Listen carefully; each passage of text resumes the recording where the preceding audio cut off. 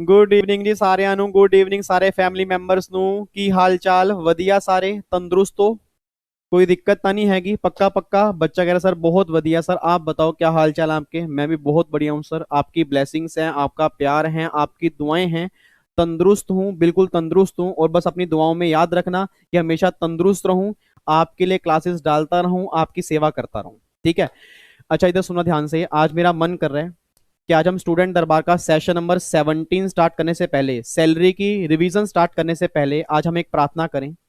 और प्रार्थना मेरी पूरी फैमिली मिलके करेगी। पता किसके लिए करेगी? सभी लोगों के लिए करेगी। जिनके घर में इस टाइम प्रॉब्लम चल रही है उनके लिए भी प्रार्थना करेंगे, जिनके घर में प्रॉब्लम नहीं चल रही वो उनके लिए भी प्रार्थना, मतलब सबके लिए प्रार्थना करेंगे। और सर देख लो सच्चे दिल से प्रार्थना करोगे ना, मुझे पता नहीं क्यों प्रार्थना के अंदर बहुत विश्वास है। मतलब वैसे मैं अपनी माँ के अंदर बहुत विश्वास करता हूँ कि मैं कहता हूँ कि मेरी माँ मेरे लिए भगवान है। ठीक है। तो मुझे पता नहीं प्रार्थना में क्यों विश्वास है। अगर आप मेरे साथ मिलकर प्रार्थना करोगे ना, सिर्फ सिर्फ ये लगा लो 30 सेकंड लगेंगे। 30 सेकंड को ना वेस्ट मत मानना, दिल से प्रार्थना करना, पता नहीं प्रार्थना किस किस को लग जाएगी। ठीक है जी। और प्रार्थना वो नहीं मैं जो नॉर्मली क्लास में गाता हूँ। प्रार्थना वो है, आपने शायद सुना होगा एक गाना है, मैं उसको भजन ही बोलता हूँ, एक तू ही भरोसा एक तू ही सहारा। ठीक है जी। तो आप सबने मेरे साथ गाना है जी। सबने गाना है, भगवान से प्रार्थना करेंगे, प्रॉब्लम बहुत जल्दी सही होगी। देखो अगर हम पॉजिटिविटी से काम करेंगे ना, नेगेटिविटी छोड़ के अगर पॉजिटिविटी से काम करेंगे, दूसरों की हेल्प करेंगे, एक विल पावर लेके आएंगे, मेरा दिल पता नहीं क्यों कहता है प्रॉब्लम बहुत जल्दी सही होगी जी। ठीक है जी। चलो आपने मेरे साथ गानी है जी, फिर सैलरी की रिवीजन करेंगे। ठीक है जी। 1 2 3 स्टार्ट। एक तू ही भरोसा एक तू ही सहारा, इस तेरे जहां में नहीं कोई हमारा, ईश्वर है अल्लाह ये पुकार सुन ले, ईश्वर या अल्लाह ये पुकार सुन ले, ईश्वर या अल्लाह है दाता, ईश्वर या अल्लाह ये पुकार सुन ले, ईश्वर या अल्लाह है दाता। बस यही लाइनें गानी थी जी। बस ये दिल से लाइनें, मैंने शायद एक लाइन एक्स्ट्रा गा दी, मुझे नहीं पता, देखो मेरे को आता नहीं और मुझे नहीं पता मेरी आवाज कैसी है, आवाज पे मत जाना। एक दिल से लाइनें गाई हैं। उम्मीद करेंगे जो पावर है, जो यूनिवर्स के अंदर पावर है, वो प्रॉब्लम बहुत जल्दी सही करेगी। अगर हम पॉजिटिविटी बांटना स्टार्ट करेंगे ना। मैंने कल यूट्यूब पे ना वीडियो डाली थी, आप मुझे गुरु मानते हो, वो मेरे गुरु हैं अजय जैन सर। उनसे मैंने कोचिंग ली थी टैक्स की, सीए इंटर की, आज से 10 12 साल पहले। मतलब उनको देख के इतनी पॉजिटिविटी आती है ना। उन्होंने कल सैक्सोफोन से इतनी शक्ति हमें देना दाता, उन्होंने अपने मतलब सैक्सोफोन से बजाया था। तो मैंने यूट्यूब पर डाला था कि देखो उसको, देखो कितनी पॉजिटिविटी आ रही है। सर पॉजिटिविटी फैलाओ यार, पॉजिटिविटी फैलाओ, नेगेटिविटी तो हमारे आसपास है ही। हम जितनी पॉजिटिविटी फैला सकें, जितना लोगों को मोटिवेट कर सकें, जितनी लोगों की हेल्प कर सके ना सर, ये दुआएं बहुत काम आएंगी। बस ये बात ध्यान देना, जितनी हेल्प कर सकते हो आप उतनी हेल्प किया करो। ठीक है। चलो जी। तो अब ज्यादा बातचीत नहीं करते, आओ जी सैलरी की रिवीजन स्टार्ट करते हैं। और सैलरी की रिवीजन में अगर आपको ध्यान आ रहा हो, मैंने लास्ट क्लास में 2 क्वेश्चन दिए थे जी। और कई सारे नालायक बच्चों ने मुझे उसके आंसर दिए हैं। काफी सारे बच्चों के आंसर सही हैं, बट कुछ बच्चे ऐसे जिनके आंसर गलत हैं जी। अब एक बार ना मैं कुछ बच्चों के नाम ले दूं, नहीं तो ना बच्चे नाराज हो जाते हैं, पता है। ऐसे ऐसे बच्चे हैं, एक बच्चा कहता है मैं अनशन के ऊपर बैठ जाऊंगा, मैं जनपद चला। अब बच्चा अनशन के ऊपर अगर जनपद जाके बैठेगा तो बाहर तो कोरोना है, बाहर नहीं जाना घर से, कोई अनशन पे नहीं बैठना, मैं आपका नाम लेके रहूंगा जी। रुको 1 मिनट ध्यान से। अब मैं कई बच्चों के नाम ले रहा हूँ जिन्होंने मुझे आंसर दिए हैं। अब जिन बच्चों के नाम आ गए तो अच्छी बात है, नहीं आए तो मैं दोबारा माफी मांगता हूँ जी आपसे। लो ये आंसर मुझे दिया जी, सृष्टि हो गया, उसके बाद जोली हो गया, उसके बाद प्रखर हो गया, मुस्कान, रितिशा, अंजलि, अलका, मिर्जा, दीपशिखा, राधिका, दीपकांशी, खुशी, हर्षिता, ऐश्वर्या, कुणाल, उसके बाद जी बुलबुल, वाह भाई वाह क्या नाम है, शिवानी, राधा, दृष्टि गुलाटी, आशीष कुमार, अमन, यूनिरल क्या नाम है पता नहीं, उसके बाद मुस्कान, नेहा, उसके बाद जी प्रिया, सृष्टि, जसप्रीत, सौरभ, दीप्ति, उसके बाद जी सुधांशु, सुदीक्षा, देव, मनीषा, इशिता, और भगवान झूठ ना बुलवाए, श्रुति, हरप्रीत, रीता और ललित, और बश। बच्चा कह रहा है हद हो गई, मेरा नाम तो देखो पूजा कह रही है, पूजा कह रही है मेरा नाम तो लिया नहीं, पूजा आपका भी नाम ले लिया और समकित का भी नाम ले लिया, मनीषा का भी ले लिया। अब मेरे पास तो बस यही नाम लिखे थे, बाकी बच्चों को भी फिर मैं नेक्स्ट क्लास में लिख के लाऊंगा। ठीक है, गुस्सा तो नहीं हुए? पक्का पक्का इन सब बच्चों ने आंसर दिए हैं, उसमें से ऑलमोस्ट बच्चों के सही हैं, कई बच्चों के गलत होंगे। एक बार चेक करना आप आंसर क्या निकले हैं जी। ठीक है, उसके बाद फिर हम करेंगे, आज हमें क्या करने हैं, जितने भी आपके रिटायरमेंट बेनिफिट्स है ना, रिटायरमेंट बेनिफिट्स होगा और उसको हम कंप्लीट रिवाइज कर लेंगे। ठीक है जी, और ये फटाफट से रिवीजन करते हैं। इधर देखो ध्यान से, पहले एक बार फटाफट से अलाउंसेस की रिवीजन कर लेते हैं, उसके बाद फिर होमवर्क करेंगे, फिर स्टार्ट करेंगे कि अगर एम्प्लॉयर एम्प्लॉय को रिटायरमेंट बेनिफिट्स देगा, उस केस में एम्प्लॉय के हाथ में ट्रीटमेंट क्या होगा, आज हम वो डिस्कस करेंगे। बच्चे कह रहे हैं सर पेपर तो पोस्टपोन होने वाले हैं ना, पेपर तो पोस्टपोन हो जाएंगे, सीए वालों के हो गए कल, सीएमए वालों के पहले हो गए, तो हमारे भी तो हो जाएंगे, पेपर पोस्टपोन होंगे या नहीं होंगे उससे मुझे क्या लेना। सर मैंने आपको पहले भी कहा था जब तक एग्जाम नहीं होंगे ना आपका भाई यहाँ पे आएगा, तो मुझे नहीं पता पेपर पोस्टपोन होंगे नहीं होंगे, आप टेंशन छोड़ दो, आप टेंशन छोड़ दो सर, हमारा काम भी पढ़ना है। नो डाउट पढ़ाई नहीं हो रही, नेगेटिविटी ज्यादा है, बट मुझे पूरा विश्वास है इंस्टीट्यूट एक्शन जरूर लेगा, एग्जाम मुझे तो नहीं लगता होंगे, बट अभी हमारा काम क्या है, पढ़ना। हमारा काम क्या है, सैलरी की रिवीजन करना। ठीक है, अब नोटिफिकेशन मैंने तो नहीं निकालनी ना, हम बिना बात के नोटिफिकेशन के चक्कर में रिवीजन क्लास क्यों बेकार करें, पढ़ना स्टार्ट करें। पक्का पक्का, तो कोई बच्चा बीच में बातचीत नहीं करेगा एग्जाम पोस्टपोन कब होंगे जी। ठीक है, आपने बस यहाँ पे एक काम है, हमें क्लास जो है वो सही ढंग से देखनी है। इधर देखो ध्यान से, लास्ट क्लास में हम, अगर मैं अलाउंसेस की बात करता हूं ना, तो सैलरी में अलाउंसेस के अंदर मैंने कहा था कि जो अलाउंसेस और रिटायरमेंट बेनिफिट्स होंगे वो सारे के सारे सेक्शन 10 में कवर होंगे जी। सेक्शन 10 के दो पार्ट होंगे, एक तो होंगे अलाउंसेस, एक होगा रिटायरमेंट बेनिफिट्स। अलाउंसेस की तीन कैटेगरी होंगी, या तो होंगे फुली एग्जम्प्ट होंगे, या आपके फुली टैक्सेबल होंगे, या पार्टली एग्जम्प्ट और पार्टली टैक्सेबल होंगे। अगर फुली एग्जाम की बात करूंगा तो उसमें नॉर्मली क्या होंगे, हाई कोर्ट सुप्रीम कोर्ट के जजेस जो होंगे वो सारे के सारे फुली एग्जाम्प्ट वाली कैटेगरी में कवर हो जाएंगे। अगर मैं फुली टैक्सेबल की बात करूंगा, फुली टैक्सेबल में कौन से होंगे, जो अलाउंस फुली एग्जाम्प्ट और पार्टली एग्जाम्प्ट वाली कैटेगरी में कवर नहीं होंगे, वो सारे फुली टैक्सेबल वाली कैटेगरी में कवर हो जाएंगे। एक बच्चा कहता है सर पार्टली एग्जाम्प्ट में कौन से कवर होंगे, याद करो मैंने कहा था 1013 ए और 1014। 1013 ए हमारा एचआरए का है और 1014 में टोटल मिला के 13 अलाउंस कवर होते हैं। मुझे फटाफट से बोल देना जी, जो आपके 13 अलाउंस होंगे उन 13 अलाउंस की दो कैटेगरी होंगी, 6 अलाउंस अलग होंगे, 7 अलाउंस अलग होंगे। दोबारा बोलो, 13 में कौन कौन से होंगे, 6 अलाउंस अलग होंगे, 7 अलाउंस अलग होंगे। जो 6 अलाउंस होंगे उसमें एग्जाम्प्ट क्या था, हाँ जी दृष्टि फटाफट से बताओ जी, जो 6 अलाउंस एग्जाम्प्ट होंगे उसमें एग्जाम्प्ट क्या था, अमाउंट रिसीव और amount spent which ever is less. और 7 अलाउंस में क्या था, अमाउंट रिसीव्ड और limit specified which ever is less, जो होगा एग्जाम्प्ट होगा, बैलेंस विल बी टैक्सेबल। अब मुझे कौन सा बच्चा ऐसा होगा जो 6 अलाउंस के नाम बताएगा, जल्दी बताओ जी। डीटीसी में हम और यू, डी का मतलब क्या है, डेली अलाउंस हो गया, ट्रैवलिंग अलाउंस हो गया, कन्वेंस अलाउंस हो गया, हेल्पर अलाउंस हो गया, एकेडमिक अलाउंस हो गया, यूनिफॉर्म अलाउंस हो गया, ये 6 अलाउंस हमारे हो गए। 7 अलाउंस में कौन कौन से हैं, चिल्ड्रन एजुकेशन अलाउंस हो गया, अगला क्या होगा जी, हॉस्टल एक्सपेंडिचर अलाउंस हो गया, ट्रांसपोर्ट अलाउंस हो गया हैंडीकैप वाला, ट्राइबल एरिया हो गया जी, अंडरग्राउंड अलाउंस हो गया, और आपका फिर अलाउंस हो गया जी आउट स्टेशन अलाउंस हो गया, और एक हिल बॉर्डर रिमोट एरिया। ये 7 अलाउंस आपके हो गए। एक बच्चा कहता है सर जो 6 अलाउंस होते हैं उसमें तो ये चेक करते हैं ना, अमाउंट रिसीव और amount spend which ever is less and balance will be taxable. मैं कहा बिल्कुल सही बात है। दूसरा बच्चा कहता है भाई बट ये काम ना 7 अलाउंस के अंदर मत करना, उसमें चेक करेंगे अमाउंट रिसीव्ड और limit specified which ever is less, जो होगा ना वो एग्जाम्प्ट होगा और बैलेंस विल बी टैक्सेबल। अब क्या कोई क्लास में सिंगल बच्चा भी ऐसा है जो चैट बॉक्स भर दे, लिमिट क्या क्या तेरी, चिल्ड्रन एजुकेशन अलाउंस में लिमिट क्या थी, 100 रुपए पर मंथ पर चाइल्ड, और मैक्सिमम 2 चाइल्ड कौन से होंगे, मोर बेनिफिशियल टू एम्प्लॉय। अगला था हॉस्टल एक्सपेंडिचर अलाउंस, लिमिट क्या थी, 300 रुपए पर मंथ पर चाइल्ड, मैक्सिमम 2 चाइल्ड कौन से होंगे, more beneficial to employ. Transport वाले केस में अगर हैंडीकैप होगा तो उस केस में क्या होंगे, 3200 पर मंथ की लिमिट होगी। आउट स्टेशन अलाउंस वाले केस में क्या होगा, जो अलाउंस मिलेगा उसका 70% और 10,000 per month which ever is less. Tribal area में लिमिट क्या थी, ट्राइबल एरिया में जल्दी बोलो, मेरी जान में खतरा आ गया जी, खतरा मेरी जान का है। अलाउंस कितना मिलेगा, 200 रुपए पर मंथ। अंडरग्राउंड में लिमिट कितनी है, 800 रुपए पर मंथ। हिल बॉर्डर रिमोट एरिया 200 से लेकर 7,000 पर मंथ जो होगी वो आपकी लास्ट वाले पॉइंट के अंदर लिमिट होगी। ये सारे पॉइंट हमने कंप्लीट किए। ये सारे पॉइंट कंप्लीट करने के बाद ना फिर हमने क्या, 1013 हाउस रेंट अलाउंस वाला, सोच समझ के बोलना जी। एचआरए और आरएफए क्या दोनों कॉन्सेप्ट सेम होंगे या अलग अलग होंगे, अलग अलग होंगे। हमने समझा क्या था, एचआरए समझा था, मैंने कहा था अगर एम्प्लॉयर एम्प्लॉय को एचआरए देगा उस केस में ट्रीटमेंट क्या होगा, वो सारी बातें हमने समझ ली थी। अब याद करो मैंने कहा था जी, अगर एम्प्लॉयर एम्प्लॉय को एचआरए देगा ना तो एचआरए सारा टैक्सेबल नहीं होगा, उसमें कुछ एग्जाम्प्ट होगा कुछ टैक्सेबल होगा। अब एग्जाम्प्ट कितना होगा, least of the following shall B exempt. पहला क्या निकल क्या रहा है, जो एचआरए मिला या तो वो दूसरा निकल क्या रहा है, रेंट पेड माइनस में 10% ऑफ सैलरी। तीसरा आ रहा है अगर मेट्रो सिटी में है तो आपका 50% होगा, अदर में होगा तो 40 होगा। ये सारी बातें हमने की थी। इनमें से जो भी कम वाला होगा वो एग्जम्प्ट होगा और बैलेंस टैक्सेबल होगा। एक बच्चा कहता है सर यहाँ पे ना बेसिक सैलरी वर्ड नहीं है, सैलरी वर्ड है।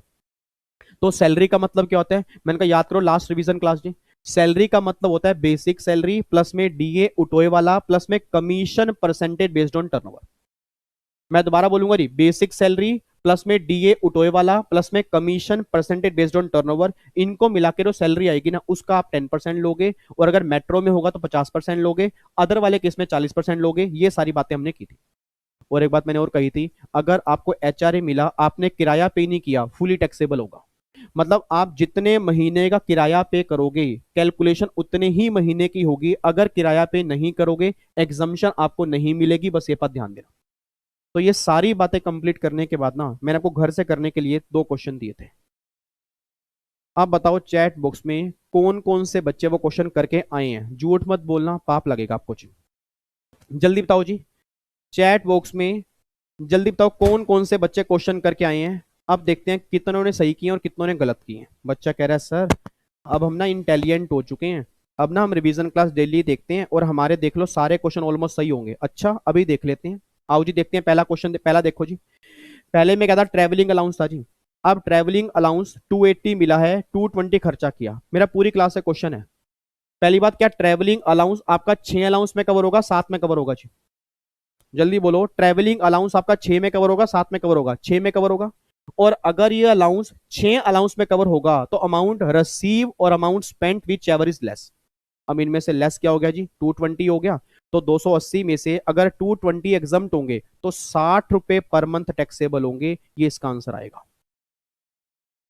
और कई नालायक बच्चे ऐसे हैं मेरे कहने के बावजूद भी उन्होंने पता क्या किया, इसको 12 से मल्टीप्लाई करके 720 निकाल दिया। मैंने कहा भी था मंथली निकालना है। बच्चा कहता है बड़े बड़े आए, बड़े बड़े आए, बड़े बड़े चले गए, तुम किस खेत की मूली हो, हमें कोई नहीं सुधार पाया।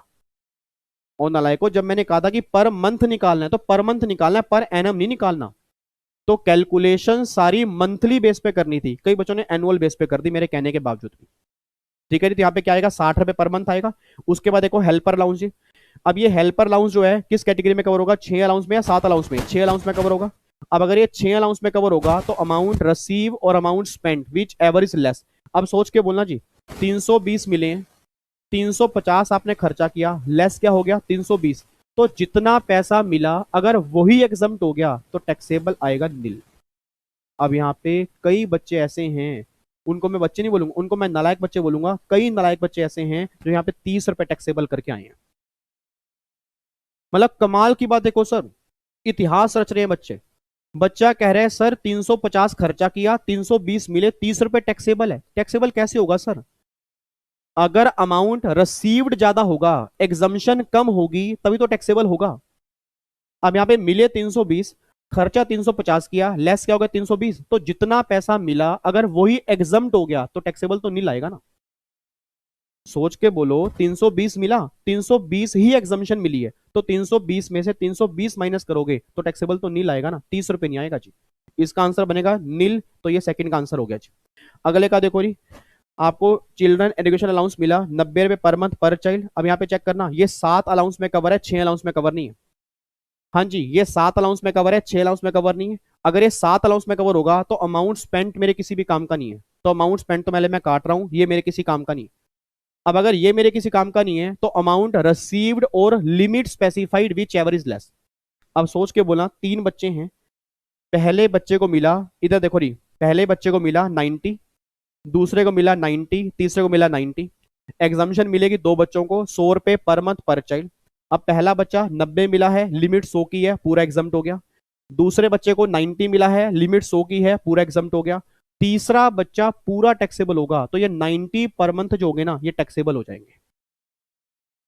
अब देखो, ईशिता कह रही है, कह रही सर कैसी कैसी बेकार की बात कर रहे हो, जो 100 रुपए की लिमिट मेरी यहां बची और 100 रुपए की लिमिट मेरी यहां बची, तो क्या ये 20 रुपए की लिमिट मैं 90 में यूज नहीं कर पाऊंगी? मैं कहा ईशिता भूल के भी मत कर देना, भूल के भी मत कर देना। दृष्टि समझा रही है इशिता को। दृष्टि कह रही कैसे कैसे बेकार की बातें कर रहे हो इशिता, 100 रुपए की लिमिट है, वो हर बच्चे की अलग अलग लिमिट है, और 2 बच्चे एग्जाम्प्ट हो गए, तीसरे बच्चे की लिमिट फुली टैक्सेबल होगी, उसमें कुछ भी नहीं होगा।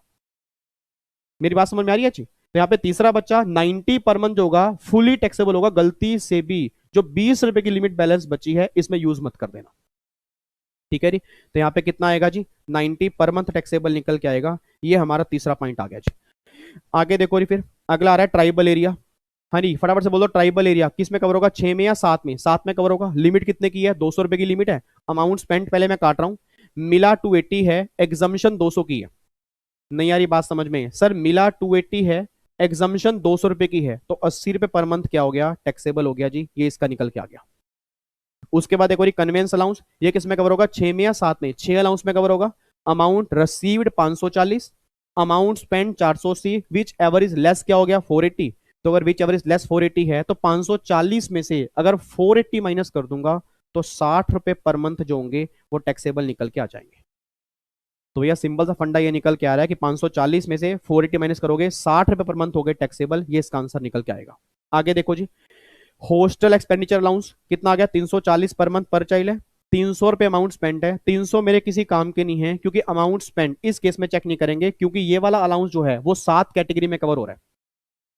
अब सोच समझ के बोलना जी, 3 बच्चे हैं, पहले बच्चे को मिला 340, दूसरे बच्चे को मिला 340, तीसरे बच्चे को मिला 340। क्या क्लास में कोई ऐसा बच्चा है जो हॉस्टल वाले केस में लिमिट कितनी है, 300 रुपए पर मंथ पर चाइल्ड, मैक्सिमम 2 चाइल्ड। अब अगर 300 रुपए की लिमिट होगी, पहला बच्चे में 300 रुपए एग्जाम्प्ट हो गया, दूसरे बच्चे में 300 रुपए एग्जाम्प्ट हो गया, तीसरे में फुली टैक्सेबल होगा क्योंकि लिमिट 2 बच्चे की है। तो यहाँ पे चेक करो, 40 रुपए ये टैक्सेबल आ गया जी, 40 रुपए ये टैक्सेबल आ गया, और 340 रुपए ये हो गया, तो 420 रुपए पर मंथ टैक्सेबल निकल के आ गया। इसका आंसर 420 पर मंथ आएगा। ठीक है जी? तो इसका आंसर क्या बनेगा, 420 रुपए पर मंथ। बच्चा कह रहा है सर प्लीज एक बार और समझा दो ना, ये आपने कैसे किया। मेरे बच्चे, मेरे नोनू, मेरे सोनू, मेरे मेहरून, मेरे बैंगनी कलर के बच्चे, एक बात बताओ, 340 मिला, 340 मिला, 340 मिला।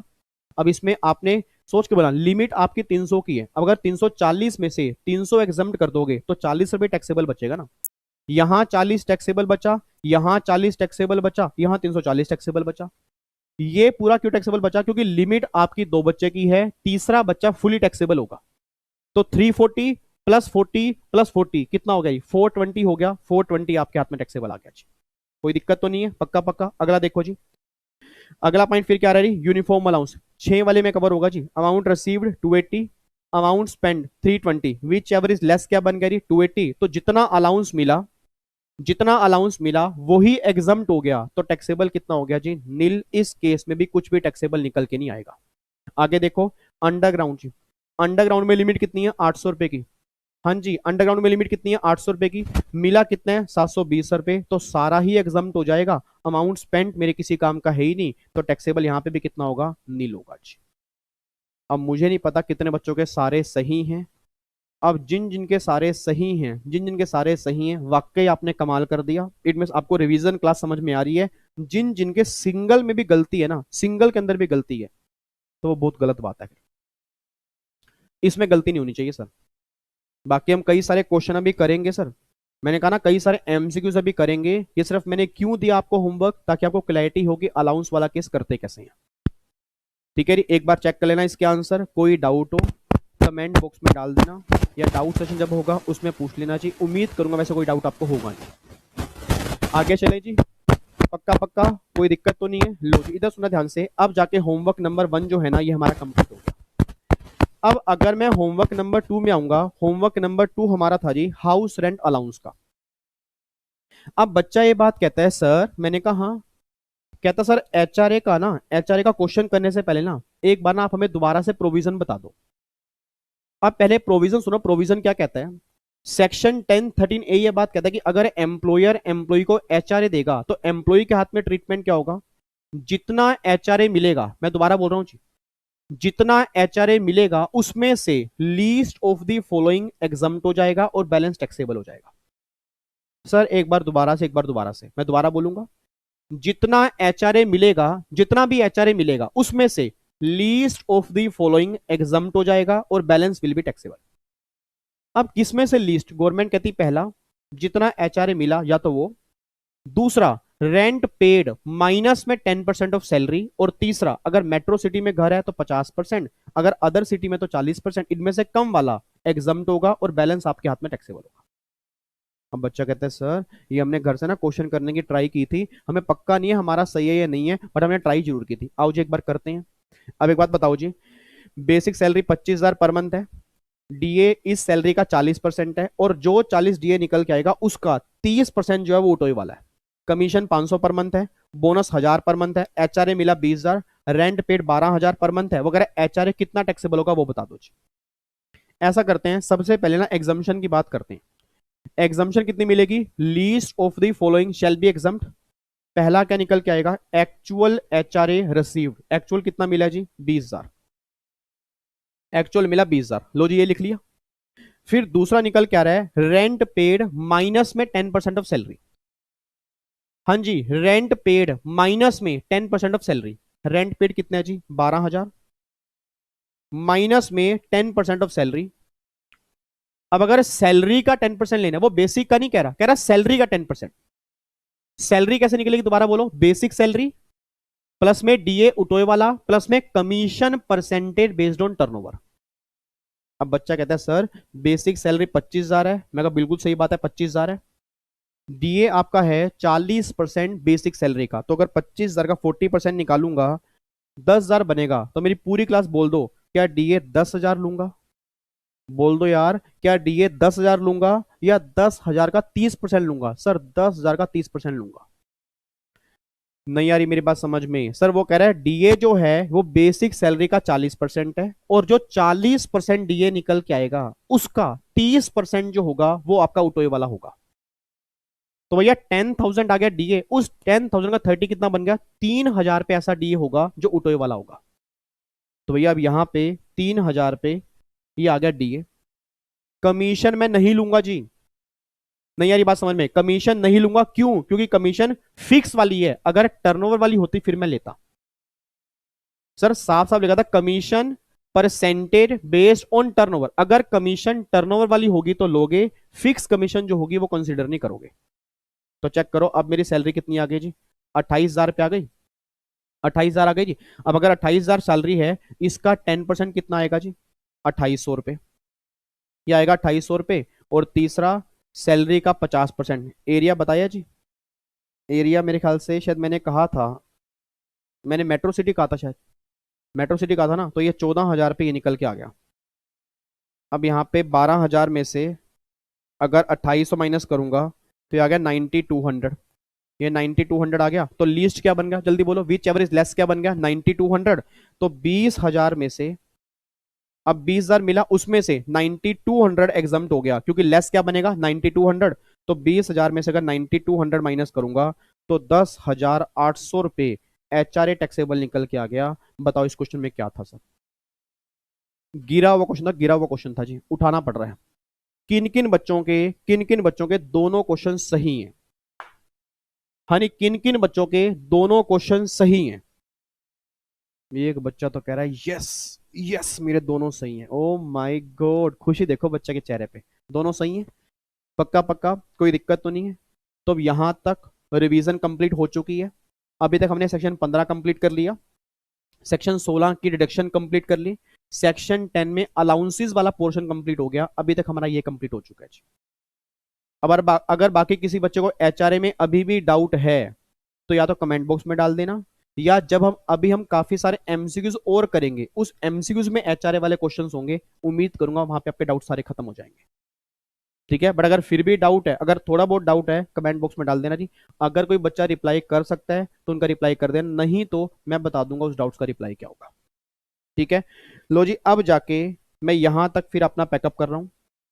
तो फाइनली 25 मिनट हमें क्लास स्टार्ट किए हो चुके हैं, और 25 मिनट में हमने कुछ नहीं किया, जो लास्ट क्लास के 2 होमवर्क थे ना उसको हमने कंप्लीट किया जी। ठीक है, अब ध्यान सुनना जी। अब आने वाला 1 घंटा, 25 मिनट तो हमारे लास्ट क्लास के हो गए। अब आने वाला 1 घंटा जो होगा ना, वो कोई बच्चा बातचीत नहीं करेगा, बिल्कुल बातचीत नहीं करनी। चैट बॉक्स बिल्कुल शांत हो जाए जी। देखो बच्चे हो चुके हैं 50%। मैंने पहले भी कहा था ना कि पहले थे लाइव बैठते थे 1400 बच्चे, अब लाइव बैठते हैं 700 से 800 बच्चे, 50% हो चुके हैं। मतलब 50% बच्चा फिल्टर हो चुका है, पढ़ने वाला बच्चा फिल्टर हो चुका है। जो नालायक बच्चा है वो भाग चुका है, पढ़ने वाला बच्चा फिल्टर हो चुका है। और उस चक्कर में लाइक की रेशो भी कम हो गई, डिसलाइक की रेशो बढ़ जाती है। पता नहीं, डिसलाइक तो 4-5 बच्चे हैं विशाल के दोस्त होंगे, वो ही डिसलाइक करके भाग जाते हैं। और कभी ये नहीं बताते कि कमी क्या मेरे अंदर, कमी कमी बताते ही नहीं मुझे, ऐसे नालायक बच्चे हैं। इधर सुना, मैं ध्यान से कहना क्या चाह रहा हूं जी, अब चैट बॉक्स बिल्कुल बंद हो जाए जी, क्योंकि अब हमें करने हैं रिटायरमेंट बेनिफिट। और उस रिटायरमेंट बेनिफिट को समझाने के लिए ना, मुझे आपका माइंड जो है बिल्कुल मेरी नजरों के सामने चाहिए, और जो मैं बोलूंगा आपके दिमाग में जाना चाहिए। अगर सिंगल बच्चे ने भी चैट बॉक्स में कोई भी मैसेज किया, उसको पाप लगेगा जी। मैं कह रहा हूं डाउट्स भी है ना, बाद में लिख लेना, चैट बॉक्स में कोई मैसेज नहीं होगा, कोई मैसेज नहीं होगा। चैट बॉक्स बिल्कुल शांत होगा समझने के टाइम पे। अभी तक आपने मैसेज किए, कोई दिक्कत नहीं है, अब चैट बॉक्स में कोई मैसेज नहीं होगा। इधर सुना, मैं ध्यान से कहना क्या चाह रहा हूं जी, अब हमें स्टार्ट करने हैं, वो हमें स्टार्ट करने हैं जी रिटायरमेंट बेनिफिट। एक बच्चा ये बात कहता है, सर जो आप हमें अब रिटायरमेंट बेनिफिट स्टार्ट करवाने जा रहे हो, उस रिटायरमेंट बेनिफिट में हमें कौन कौन से बेनिफिट देखने पड़ेंगे? मैं कह रही 1 बाय 1 करेंगे। अब सबसे पहले यह समझो कि रिटायरमेंट बेनिफिट का कॉन्सेप्ट होता क्या है। देखो नाम से ही पता लग रहा है, नाम से पता लग रहा है retirement benefit. Retirement benefit means ऐसे बेनिफिट जो रिटायरमेंट के बाद मिलेंगे। सर क्या हम ये बेनिफिट जो हैं, क्या रिटायरमेंट से पहले नहीं ले सकते? क्योंकि सर हमने तो आपसे कोचिंग नहीं ली, हमने सेल्फ स्टडी की है, हमने सुना है रिटायरमेंट बेनिफिट जो होते हैं वो ड्यूरिंग जॉब भी पैसा निकाल सकते हैं। बिल्कुल बिल्कुल निकाल सकते हो सर, पैसा 100% आप ड्यूरिंग जॉब निकाल सकते हो। बट एक बात ध्यान देना, अगर ड्यूरिंग जॉब आपने कोई भी पैसा रिटायरमेंट बेनिफिट का निकाला, दैट इज फुली टैक्सेबल, कोई एग्जम्पशन नहीं मिलेगी। ऐसा मैं क्यों कह रहा हूं सर, अब जो मैं सेक्शन 10 के अगले पॉइंट करवाने जा रहा हूं ना, ये सारी एग्जम्पशन एप्लीकेबल तब होंगी अगर ये बेनिफिट आपको रिटायरमेंट के बाद मिले। एक बच्चा कहता है सर मेरे पापा को ना ग्रेचुटी मिली है रिटायरमेंट से पहले, पापा ने ग्रेचुटी ना रिटायरमेंट से पहले ले ली, तो पापा के हाथ में फुली टैक्सेबल है। लीव सैलरी पहले ले ली, फुली टैक्सेबल है। मतलब अगर मेरी फैमिली के किसी बच्चे के फादर ने मदर ने, अगर वो एम्प्लॉई हैं, अगर रिटायरमेंट बेनिफिट रिटायरमेंट से पहले विड्रॉ कर लिए ना, तो फुली टैक्सेबल होंगे, बस ये बात ध्यान देना। तो मैं ये एज्यूम कर रहा हूं जी, मैं ये एज्यूम कर रहा हूं कि ये सारे बेनिफिट आपने रिटायरमेंट के बाद लिए हैं। उस केस में क्या होगा तब बताऊंगा जी, रिटायरमेंट से पहले लिए होंगे वो क्लियर कर चुका हूं, फुली टैक्सेबल होंगे, उस केस में कोई एग्जम्पशन नहीं मिलेगी, बस ये बात ध्यान देना। अब सुना, मैं ध्यान से कहना क्या चाहता हूं जी, एक बच्चे के फादर साहब जो हैं एक कंपनी में काफी साल से काम कर रहे थे, और कंपनी थी फॉर एग्जांपल मान लो टाटा स्टील। तो मान लो बच्चे का नाम है विनोद, बच्चे का नाम क्या है जी, विनोद। तो विनोद के फादर साहब जो हैं काफी टाइम से टाटा स्टील कंपनी में काम कर रहे थे, 25-30 साल से काम कर रहे थे। जब इतने साल से काम कर रहे थे, अब उनकी रिटायरमेंट का टाइम आ गया। अब विनोद के फादर की एज हो गई 60 साल। अब जैसे ही फादर की एज 60 साल हुई तो पापा की आ गई रिटायरमेंट। अब रिटायरमेंट पर ना टाटा स्टील कंपनी ने काफी सारे बेनिफिट विनोद के फादर को दिए। सबसे पहले ग्रेचुटी दी, फिर पेंशन दी, फिर लीव इनकैशमेंट दी। ये 3 बेनिफिट तो दिए, और साथ में प्रोविडेंट फंड भी दिया। अब जब ये बेनिफिट विनोद के फादर को मिले तो विनोद कहता है सर, मैंने कहा हाँ, कहता है सर पापा को जो ये ग्रेचुटी का पैसा मिला, जो ये पेंशन मिल रही है, जो ये लीव इनकैशमेंट मिल रहा है, तो क्या पापा के हाथ में सारा एग्जम्प्ट है? मैं कहा विनोद बिल्कुल भी नहीं है। मैंने बिल्कुल भी नहीं कहा कि आपके पापा को रिटायरमेंट के बाद जो पैसा मिलेगा फुली एग्जम्प्ट होगा। बच्चा कहता है सर बट अभी तो आपने कहा था कि अगर ड्यूरिंग जॉब लेंगे तो फुली टैक्सेबल होगा, पापा ने ड्यूरिंग जॉब कहां लिया? मैंने कहा विनोद मैंने ये भी कब कहा, मैंने ये जरूर कहा है कि अगर ड्यूरिंग जॉब लेंगे फुली टैक्सेबल होगा, बट मैंने ये नहीं कहा रिटायरमेंट के बाद लेंगे तो फुली एग्जम्प्ट होगा। मेरी फैमिली का हर बच्चा ये बात ध्यान सुन ले जी, मेरी फैमिली का हर बच्चा ये बात ध्यान सुन ले, अगर पैसा ड्यूरिंग जॉब लिया, एग्जाम में क्वेश्चन बन गया gratuity receive during job fully taxable, leave salary receive during job fully taxable, but it doesn't mean अगर आफ्टर रिटायरमेंट लोगे फुली एग्जम्प्ट। अब अगर विनोद के फादर के हाथ में ग्रेचुटी का पैसा है, पेंशन है, लीव इनकैशमेंट है, तो विनोद के फादर के हाथ में ट्रीटमेंट क्या होगा, ये सारी बातें अब हम देखने जा रहे हैं। तो विनोद के फादर मेरे पास आए, तो विनोद के फादर ने बोला जी विनोद कह रहा है कि आप सीए हो और आप बच्चों को रिवीजन क्लास भी देते हो और आप बच्चों को वैसे पढ़ाते भी हो, काफी मतलब भगवान की दया से अच्छा पढ़ा लेते हो। तो एक बात बताओ, ये जो ग्रेचुटी मिली है और लीव सैलरी मिली है और जो पेंशन मिली है, इसका ट्रीटमेंट क्या होगा? मैं कहा uncle he one by one बताता हूँ, पहले बात करूंगा ग्रेचुटी की। मैं कहा अंकल पहले बात करेंगे ग्रेचुटी की। मैं कहा अंकल ग्रेचुटी जो आपको मिल रही है ना, सबसे पहले केस में मुझे देखना पड़ेगा कि आप जिस कंपनी के एम्प्लॉय हो वो गवर्नमेंट है या नॉन गवर्नमेंट है। कह रहे ऐसा क्यों? मैं कहा अगर वो गवर्नमेंट है, अगर वो गवर्नमेंट है फिर तो जितनी ग्रेचुटी मिलेगी ना आपके हाथ में, सिंगल पैसा भी टैक्सेबल नहीं होगा। मतलब अगर गवर्नमेंट एम्प्लॉय को ग्रेचुटी मिल रही है, मैं दोबारा बोलूंगा जी, अगर गवर्नमेंट एम्प्लॉय को ग्रेचुटी मिल रही है, सिंगल पैसा भी उस एम्प्लॉय के हाथ में टैक्सेबल नहीं होता, 100% एग्जम्प्ट होता है। तो विनोद के फादर कहते हैं बेटे मेरी कंपनी तो टाटा स्टील है। अब टाटा स्टील तो गवर्नमेंट कंपनी नहीं है। मैं कह रही बिल्कुल गवर्नमेंट तो नहीं है। कह रहे अब बताओ क्या होगा? मैं कहा अंकल फिर दो केस होंगे। इट मीन अगर आप गवर्नमेंट कंपनी के एम्प्लॉय नहीं हो तो दो केस होंगे। क्या आप ग्रेचुटी एक्ट में कवर हो या नहीं हो? क्योंकि अगर आप ग्रेचुटी एक्ट में कवर हो, फिर जो पैसा मिला उसमें से एग्जम्पशन मिलेगी अलग, और अगर आप ग्रेचुटी एक्ट में कवर नहीं हो उस केस में एग्जम्पशन मिलेगी अलग। मेरा पूरी क्लास से क्वेश्चन है, मेरा पूरी क्लास से क्वेश्चन है, विनोद के फादर हमारे सामने खड़े हैं, विनोद के फादर हमारे सामने खड़े हैं, गवर्नमेंट एम्प्लॉय नहीं है, ये बात तो क्लियर है, फुली एग्जम्प्ट नहीं होगा। बट अगर ये ग्रेचुटी एक्ट में कवर होते हैं या कवर नहीं होते, तो क्या कोई बता सकता है ज्यादा एग्जम्पशन किस केस के अंदर मिलेगी? आपने बिल्कुल सही बोला। आपने बोला सर जब ये विनोद के फादर ग्रेचुटी एक्ट में कवर हो जाएंगे ना, उस केस में एग्जम्पशन ज्यादा मिलेगी। Answer is correct. तो पहले मेरी पूरी फैमिली का बच्चा ये समझ लीजिए, आज अगर एग्जाम में क्वेश्चन बनता है, वो ये कहते हैं कि अगर ये एम्प्लॉय ग्रेचुटी एक्ट में कवर है और दूसरा कहते हैं ये कवर नहीं है, तो अपने दिमाग में एक इमेज क्रिएट करके चलना, जो एम्प्लॉय ग्रेचुटी एक्ट में कवर होते हैं उन्हें एग्जम्पशन थोड़ी ज्यादा मिलती है in comparison to that employ जो ग्रेचुटी एक्ट में कवर नहीं होते। बच्चा कह रहा है ऐसा कहां लिखा है? क्योंकि हमने भी क्लास पढ़ी है सर, दोनों के अंदर 20 लाख की लिमिट है। मैं कहा टेंशन मत लो, दोनों में 20 लाख की लिमिट है, पर आपको दिखाऊंगा एक पॉइंट दोनों में ऐसा है जो ये प्रूफ कर देगा कि जो ग्रेचुटी एक्ट में कवर होते हैं उनको एग्जम्पशन ज्यादा मिलती है। अभी रिवाइज करेंगे, टेंशन मत लो, बट पहली बात ये क्लियर करो, गवर्नमेंट वाले केस में एग्जम्प्ट है, नॉन गवर्नमेंट वाले केस में सारी एग्जम्प्ट नहीं है, कुछ एग्जम्प्ट है कुछ टैक्सेबल है। अब कितनी एग्जम्प्ट है वो देखने जा रहे हैं। तो विनोद के फादर ने बोला बेटे अगर मैं ग्रेचुटी एक्ट में कवर होता हूं तो उस केस में क्या होगा? मैं कहा अंकल जी फिर जितनी ग्रेचुटी मिली है ना उसमें से least of the following shall B exempt, और अगर आप ग्रेचुटी एक्ट में कवर नहीं होते फिर उसमें से least of the following shall B exempt. अब इन दोनों में लीस्ट ऑफ द फॉलोइंग का मतलब क्या है, अब हमें यहां पे देखना है जी। आओ जी एक बार चेक करो, पहले तो इधर देखो ध्यान से, नहीं अब यहाँ पे चेक करना जी। अब यहाँ पे देखो दो केस बनाए मैंने, गवर्नमेंट एम्प्लॉय हो गया, नॉन गवर्नमेंट हो गया जी। गवर्नमेंट वाले केस में 100% एग्जम्प्ट है, कोई दिक्कत वाली बात नहीं है। नॉन गवर्नमेंट वाले केस में अगर वो ग्रेचुटी एक्ट में कवर है या वो ग्रेचुटी एक्ट में कवर नहीं है, अगर वो ग्रेचुटी एक्ट में कवर है या नहीं, एक लाइन तो सेम है, least of the following shall be exam. अब किसमें से लीस्ट? इन दोनों की बाइफर्केशन आपके सामने है जी, इन दोनों की बाइफर्केशन आपके सामने है। सबसे पहले बात करते हैं, एज्यूम करते हैं अगर विनोद के फादर ग्रेचुटी एक्ट में कवर हैं तो क्या होगा? तो लीस्ट किसमें से? पहला जितनी एक्चुअल ग्रेचुटी मिली या तो वो, दूसरा लिमिट है 20 लाख, और तीसरी लिमिट है half month salary on the basis of last drawn salary for each completed year of service और पार्ट देयर ऑफ। सर नहीं आ रही बात समझ में, कैसे आएगी? घर से तो पढ़ के नहीं आए और नोट्स आपके सामने खुले नहीं है, नालायक।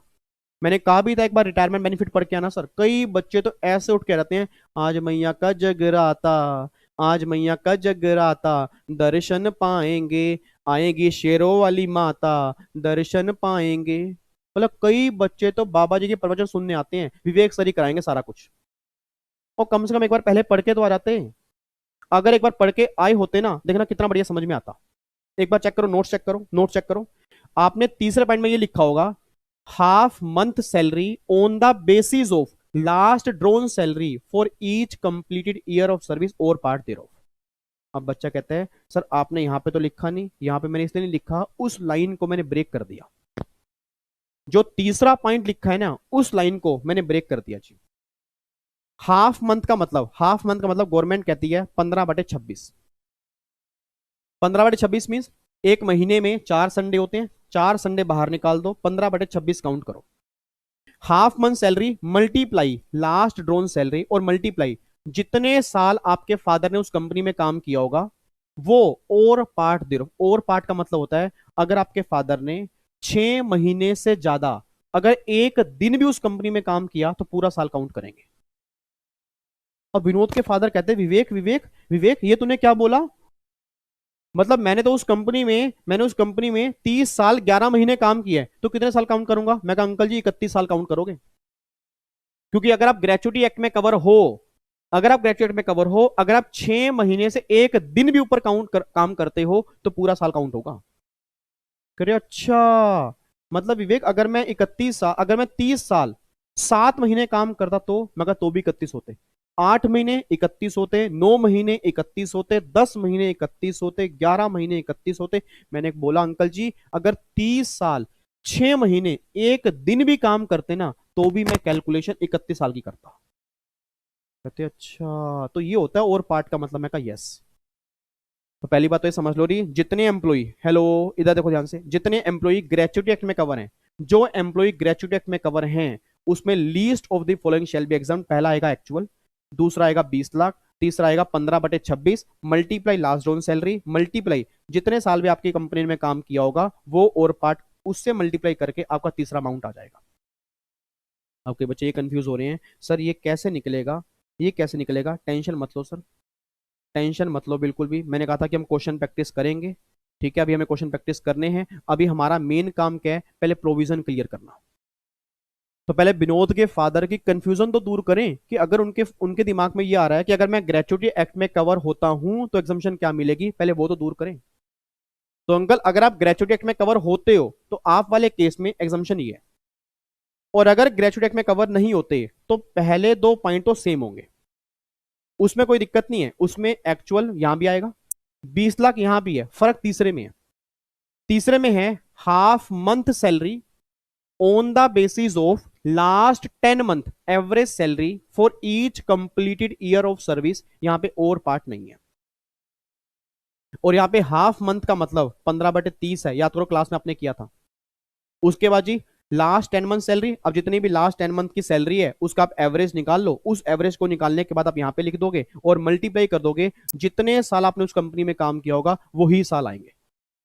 विनोद के फादर कह रहे यार अगर मैं ग्रेचुटी एक्ट में कवर नहीं हुआ और अगर मैंने उस कंपनी में 30 साल 11 महीने काम किया तो कितना काउंट करेंगे। मैं कह रही 30 साल काम करेंगे। कह रहे अगर मैंने 30 साल 11 महीने 29 दिन काम किया तो भी। मैं कहा अंकल 30 साल ही काउंट करूंगा, क्योंकि जब तक कंप्लीट ईयर नहीं होंगे ना तब तक वही काउंट होंगे और पार्ट यहां पे नहीं देखेंगे। तो अंकल ये बात ध्यान देना, अगर आप ग्रेचुटी एक्ट में कवर हो जाते हो तो आप इस कैटेगरी में कवर होते हो, अगर आप कवर नहीं होते तो आप इस कैटेगरी में कवर होते हो। और मेरा पूरी क्लास से क्वेश्चन है, अब तुम्हारे हवाले वतन साथियों जी, अब तुम्हारे हवाले वतन साथियों, अब अगर ग्रेचुटी एक्ट में विनोद के फादर कवर हैं तो हाफ मंथ का मतलब 15/26 है। और अगर मैं 15/26 की परसेंटेज निकालूंगा ना अप्रोक्सीमेट आएगी 57%, इतनी आएगी। और अगर ग्रेचुटी एक्ट में कवर नहीं होते तो 15/30 है, कितने की 50%। अपने आप बोल देना, अपने आप बोल देना जी। एग्जाम्शन ज्यादा कहां मिल रही है, एग्जाम्शन ज्यादा कहां है सर, 57% ज्यादा होते हैं या 50%। ऑब्वियस सी बात है 57%। तो जो एम्प्लॉय ग्रेचुटी एक्ट में कवर होते हैं उन्हें बेनिफिट ज्यादा मिलता है in comparison to that employ जो ग्रेचुटी एक्ट में कवर नहीं होते हैं। तो पहली बात तो ये समझो, ठीक है जी। अब यहां पे ना बच्चा कहता है सर, अब जब यहां पे आपने कहा कि half month salary on the basis of last drone salary, तो ये जो सैलरी वर्ड आ रहा है सैलरी का मतलब क्या है। यहां पे सैलरी का मतलब है जी बेसिक सैलरी प्लस में डीए टोटल वाला, यहां पे उठे वाला नहीं लेंगे जी, और यहां कमीशन भी नहीं लेंगे। मतलब अगर कोई एम्प्लॉय, दोबारा बोलूंगा, अगर कोई एम्प्लॉय ग्रेचुटी एक्ट में कवर होता है, अगर कोई एम्प्लॉय ग्रेचुटी एक्ट में कवर होगा तो सैलरी का मतलब होगा बेसिक सैलरी प्लस में डीए टोटल वाला, उठोए वाला नहीं टोटल वाला। और अगर ग्रेचुटी एक्ट में कवर नहीं होता, तब सैलरी का मतलब होता है बेसिक सैलरी प्लस में डीए उठोए वाला प्लस में commission percentage based on turnover. अगर कोई बच्चा मेरी क्लास में इंटेलिजेंट बैठा होगा वो समझ गया होगा, जो हमने एचआरए के लिए सैलरी ली थी ना, जो सैलरी हमने एचआरए के लिए ली थी वो ही सेम सैलरी तब लोगे अगर ग्रेचुटी एक्ट में एम्प्लॉय कवर नहीं होता, उस केस में सैलरी आपकी वो सेम बनेगी। तो सर क्वेश्चन को ना बहुत ध्यान से पढ़ना, सही बता रहा हूं, क्वेश्चन को बहुत ध्यान से पढ़ना, बहुत ध्यान से पढ़ना, क्योंकि एग्जामिनर कंफ्यूज करेगा, आप गलती करके आओगे। अब क्वेश्चन किस तरह से बनेगा वो हम बाद में देख लेंगे। अभी बस अपने दिमाग में ये क्लैरिटी लेके आओ कि 3 केस निकल के आ रहे हैं। गवर्नमेंट वाले केस में सारी एग्जाम्प्ट है, नॉन गवर्नमेंट वाले केस में 2 केस निकल के आ रहे हैं। या तो वो ग्रेजुएट में कवर होगा या वो ग्रेजुएट में कवर नहीं होगा। अगर वो ग्रेजुएट में कवर हो या कवर ना हो, एक लाइन तो सेम है, least of the following shall be exam. अब अगर वो ग्रेचुटी एक्ट में कवर है तो लीस्ट किसमें से, पहला एक्चुअल, दूसरा 20 लाख, तीसरा 15/26 multiply last drawn salary multiply complete year of service और पार्ट 13। और अगर वो ग्रेचुटी में कवर नहीं है तो एक्चुअल और 20 लाख और तीसरा 15/30 मल्टीप्लाई जो लास्ट 10 मंथ की सैलरी होगी उसका जो एवरेज होगा वो, और मल्टीप्लाई जितने साल भी कंप्लीट किए होंगे उससे मल्टीप्लाई करोगे। अब जो भी इन तीनों में से लीस्ट आएगा वो एग्जाम्प्ट हो जाएगा और बैलेंस क्या हो जाएगा, टैक्सेबल। ये अमाउंट आपका निकल के आएगा। अब बताओ इसमें कोई भी दिक्कत, कोई परेशानी, कुछ भी अजीब लग रहा हो जी? आई थिंक विनोद के फादर के हमने ग्रेचुटी वाले सारे क्वेश्चन दे दिए, बट अभी कई क्वेश्चन पेंडिंग बचे हैं जी। सबसे पहला क्वेश्चन ये पेंडिंग बचा हुआ है, देखो जी यहाँ पे क्या लिखा है। अगर 35 साल 4 महीने हैं तो कितने काउंट करूंगा, 35 साल। अगर 35 साल 6 महीने हैं कितना काउंट करूंगा, 35 साल। अगर 35 साल 9 महीने होंगे तो 36 ईयर काउंट करूंगा, अगर यहां पे और पार्ट लिखा होगा, ये बात ध्यान दो। बट अगर अगर हाँ जी, अगर मान लो यहां 35 साल 3 महीने हैं तो 35 साल काउंट करेंगे, 35 साल 11 महीने होंगे तो फिर यहाँ पे क्या काउंट करेंगे जी, 35 ईयर काउंट करेंगे।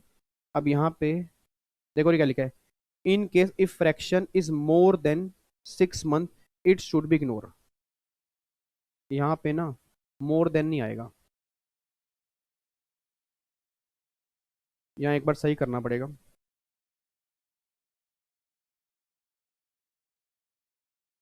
ये वाला केस जो है ये आएगा if employ covered under gratuity act, और ये वाला केस आएगा if employ not covered under gratuity act. क्योंकि अगर वो ग्रेचुटी में कवर नहीं है तो भैया फिर तो हम कंप्लीट ईयर ही लेंगे, और अगर वो ग्रेचुटी में कवर है तो जहां 6 मंथ से ऊपर होगा वहां पे हम पूरा साल काउंट कर लेंगे, ये बात ध्यान देना चाहिए।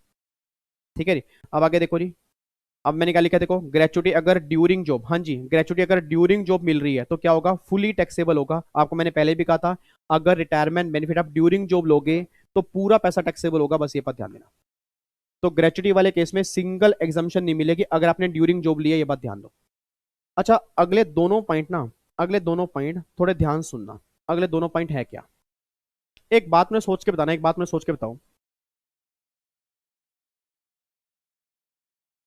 इधर देखो ध्यान से, क्वेश्चन सुनना जी, क्वेश्चन सुनना। मान लो विनोद के फादर जो हैं, प्लीज बातचीत नहीं, विनोद के फादर जो हैं उनकी एज आज 60 साल हो चुकी है, 60 साल हो चुकी है। और विनोद के फादर जो है ना वो 2 कंपनी में एम्प्लॉय हैं, मान लो 2 कंपनी में एम्प्लॉय हैं। एक तो एम्प्लॉय हैं एबीसी लिमिटेड में, एक एम्प्लॉय हैं पीक्यूआर लिमिटेड में, ये 2 कंपनी के एम्प्लॉय हैं।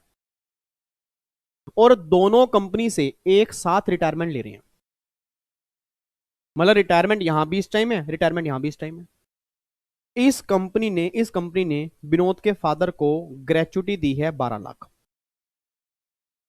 और इस कंपनी ने भी विनोद के फादर को ग्रेचुटी दी 12 लाख। मेरा पूरी क्लास से क्वेश्चन है, अब अगर दोनों कंपनी से, दोनों एम्प्लॉयर से अगर ग्रेचुटी टोटल मिला के 24 लाख मिली है, तो क्या जो 20 लाख रुपए की एग्जाम्शन है, सर सोच समझ के बोलना, क्या वो 20 लाख रुपए की एग्जाम्शन अलग अलग कंपनी के लिए है या वो टोटल है? सर वो टोटल है।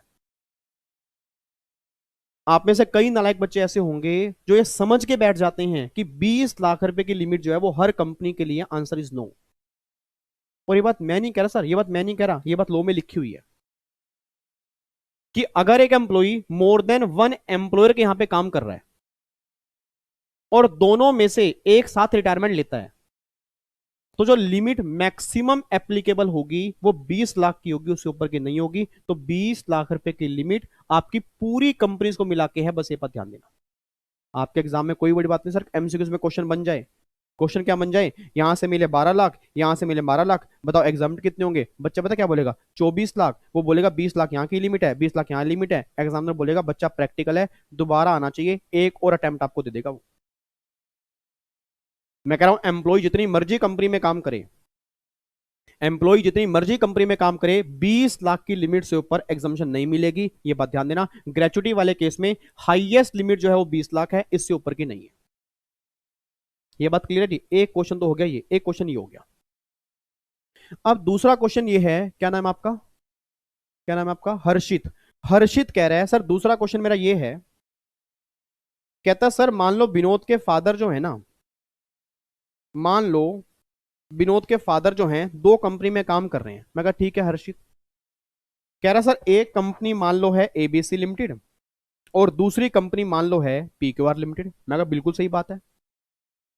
कह रहे विनोद के फादर ने ना एबीसी लिमिटेड से रिटायरमेंट पहले ले ली। भाई जब ये 50 साल के थे, इन्होंने कहा अब मैं काम नहीं हो सकता मुझसे, मैं इस कंपनी से रिटायरमेंट लेना चाह रहा हूं। तो कंपनी ने कहा कोई दिक्कत नहीं। और जब ये 50 साल में रिटायरमेंट ली, तो रिटायरमेंट पर विनोद के फादर को ग्रेचुटी मिली 12 लाख। मैं कहा ठीक है।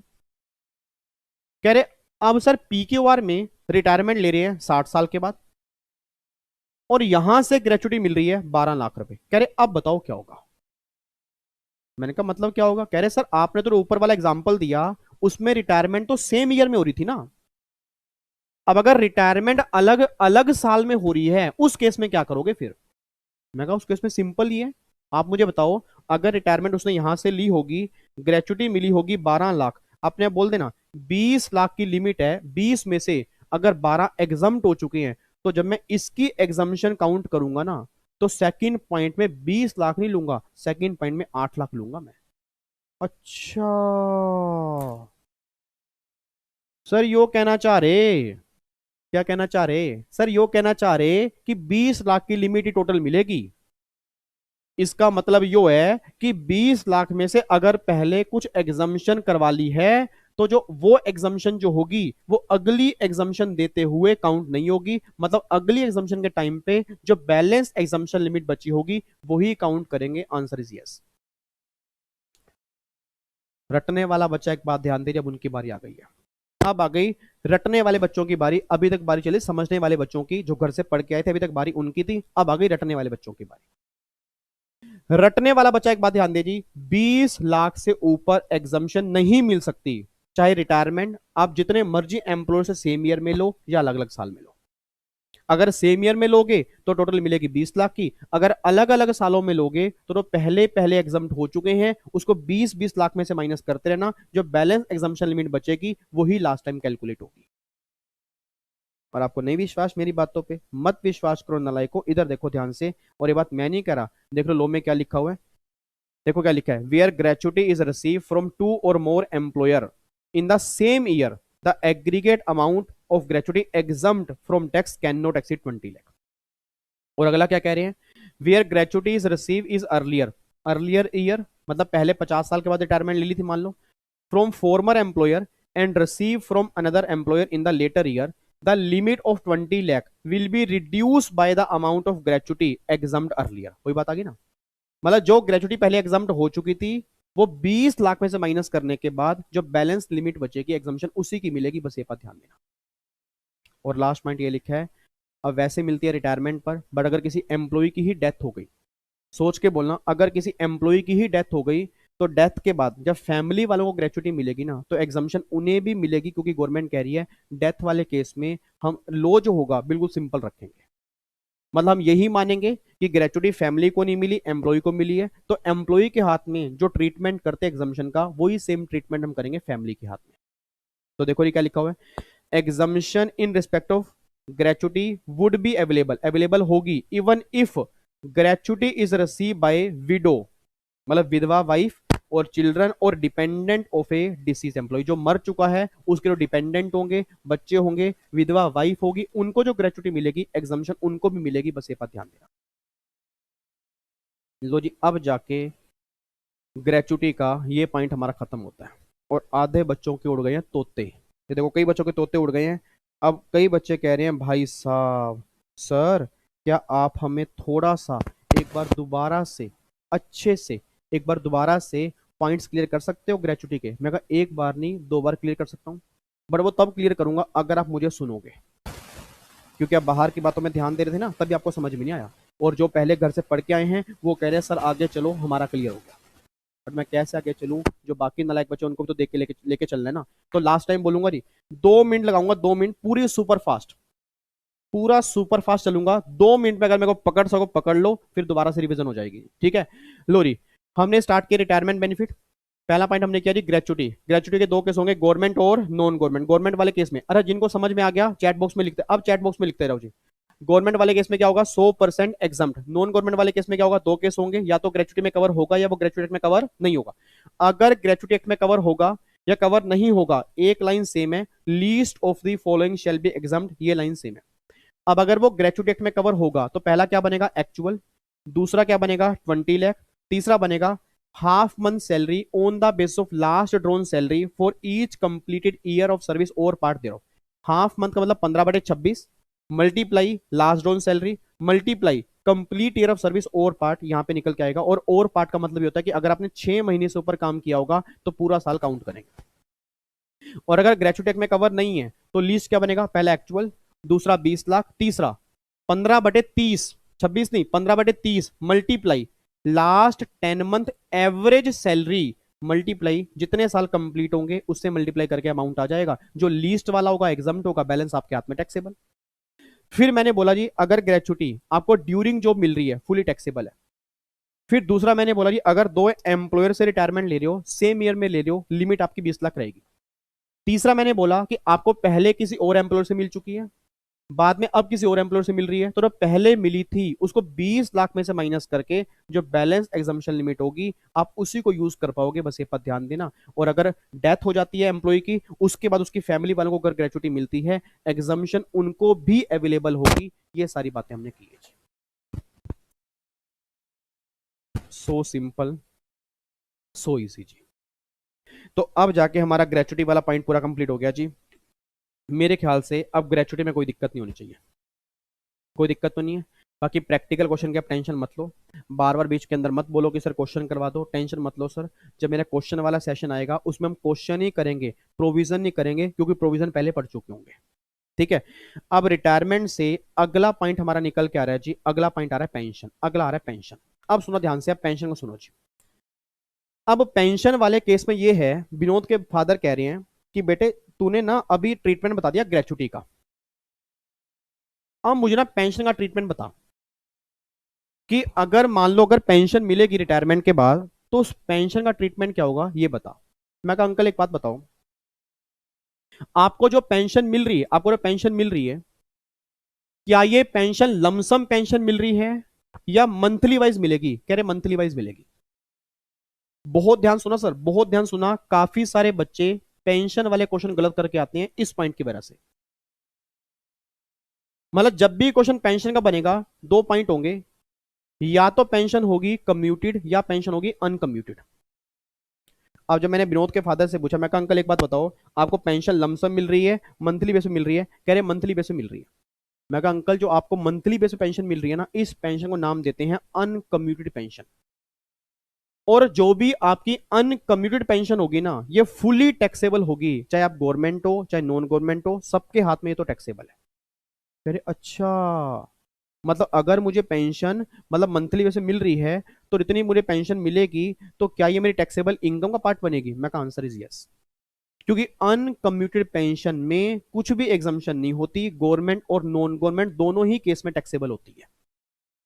तो पहली बात तो ये समझ लो जी, अगर एग्जाम में क्वेश्चन बन गया जी, अगर एग्जाम में क्वेश्चन बन गया अनकम्यूटेड पेंशन गवर्नमेंट एम्प्लॉय को मिली, क्या लिख के आओगे जी? Fully taxable. अगर एग्जाम में क्वेश्चन बना अनकम्यूट पेंशन नॉन गवर्नमेंट को मिली, क्या लिख के आओगे? Fully taxable. दोनों केस में फुली टैक्सेबल। अब आ जाओ कम्यूट पेंशन पे। अब ये कम्यूट पेंशन होती क्या है वो सुनना ध्यान से। दी इधर देखो ध्यान से, थोड़ा सा मुझे चेयर से नीचे उतरना ही पड़ेगा। इधर देखो ध्यान से, अब एक बात मुझे सोच के बताना चाहिए। अब मुद्दा ही निकल क्या रहा है जी, अनकम्यूट पेंशन क्या होती है? अनकम्यूट पेंशन तो बता दिया आपको मैंने, जो मंथली बेस पे मिल रही है वो सारी अनकम्यूट है, फुली टैक्सेबल होगी, गवर्नमेंट हो नॉन गवर्नमेंट हो किसी भी कैटेगरी में हो फुली टैक्सेबल होगी। अब बच्चा कह रहा है सर, सर ये कम्यूट पेंशन क्या होती है?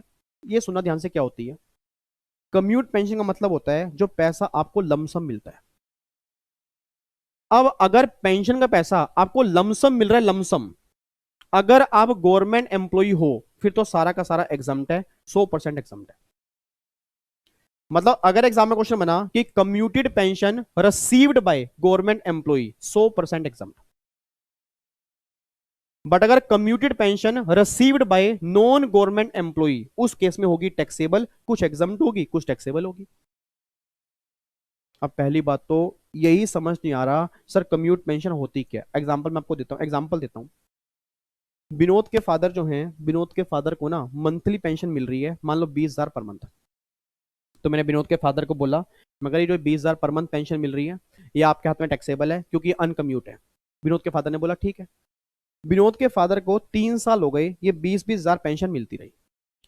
तो विनोद के फादर मेरे पास आए, कह रहे विवेक, मैंने कहा हाँ। कह रहे यार घर में ना डॉटर की मैरिज है और पैसा चाहिए इकट्ठा। भाई अभी 20,000 पर मंथ आते हैं तो पूरे साल के 2,40,000 पे आते हैं, उसमें कुछ खर्चा भी रहता है तो बचता बहुत कम है, मुझे कम से कम ना 6-7 लाख रुपए चाहिए। तो मैं क्या करूं? क्या मैं मार्केट से लोन ले लूं? भाई पर्सनल लोन ले लेता हूं, शादी कर देता हूं बेटी की, बाद में लोन चुकाता रहूंगा। मैं कहा अंकल ऐसा क्यों कर रहे हो आप ऐसा करो ना, आप अपने एम्प्लॉयर के पास जाओ, उस एम्प्लॉयर को ये बोलो कि मेरी पेंशन कम्यूट कर दे, मेरी पेंशन कम्यूट कर दे। विनोद के फादर ने बोला मतलब? मैंने कहा अंकल ऐसा करो, आप एम्प्लॉयर के पास जाओ, उसको ये बोलो कि जो तू मुझे 20,000 पर मंथ पेंशन दे रहा है, ये 20,000 पर मंथ पेंशन या तो देना बंद कर दे या ये कम कर दे, बट मेरे को भी लमसम पेमेंट कर दे, मुझे इकट्ठा पैसा चाहिए। तो सर क्या प्रैक्टिकल लाइफ में ऐसा होता है? प्रैक्टिकल लाइफ में ऐसा ही होता है। मतलब अगर मुझे मंथली पेंशन मिल रही है, मुझे इकट्ठे पैसे की रिक्वायरमेंट है, मैं क्या करूंगा? दौड़ा दौड़ा एम्प्लॉयर के पास जाऊंगा और एम्प्लॉयर से बोलूंगा एम्प्लॉयर एम्प्लॉयर एम्प्लॉयर बोलेगा क्या हुआ? मैं कहा एम्प्लॉयर दुहाई हो, गवर्नमेंट उसने बोला क्या हुआ? मैं कह रही ऐसे ऐसे ऐसे और ऐसे ऐसे ऐसे। एम्प्लॉयर ने बोला बात तो सही है भाई, तेरे को 5-6 लाख रुपए की रिक्वायरमेंट है, ऐसा करता हूं ऐसा करता हूं, तुझे अभी 20,000 मिल रहे हैं, तुझे अभी, मतलब एम्प्लॉयर कह रहा है विनोद के फादर को कि तुम्हें अभी 20,000 मिल रहे हैं, ऐसा करता हूं तुम्हारी 50% पेंशन कम्यूट कर देता हूं और मैं तुम्हारी 50% पेंशन कम्यूट करके तुम्हें 5 लाख रुपए पे कर देता हूं। अब विनोद के फादर ने बोला सर कि 50% पेंशन कम्यूट करो, इसका मतलब क्या है? तो एम्प्लॉयर ने बोला इसका मतलब यह है कि अगले महीने से अब तुझे 20,000 पे नहीं, अगले महीने से 10,000 मिलेंगे, बस ये बात ध्यान दियो। बट हाँ अभी तुझे देखो 5 लाख रुपए दे रहे हैं, तेरी 50% पेंशन कम्यूट कर रहे हैं। अब मेरा पूरी क्लास से क्वेश्चन है, नहीं पूरी क्लास से क्वेश्चन है। अब जो विनोद के एम्प्लॉयर ने, हाँ जी सॉरी, विनोद के फादर के एम्प्लॉयर ने ये 50% पेंशन कम्यूट करके 5 लाख रुपए दिए, तो अगर विनोद के फादर गवर्नमेंट एम्प्लॉय होते तो सारा एग्जाम्प्ट होता, अगर फादर नॉन गवर्नमेंट हैं तो विनोद के फादर के हाथ में इस 5 लाख में से कुछ एग्जाम्प्ट होगा और कुछ टैक्सेबल होगा। अब सबसे बड़ा मुद्दा क्या रहा है, क्या एग्जाम्प्ट और क्या टैक्सेबल?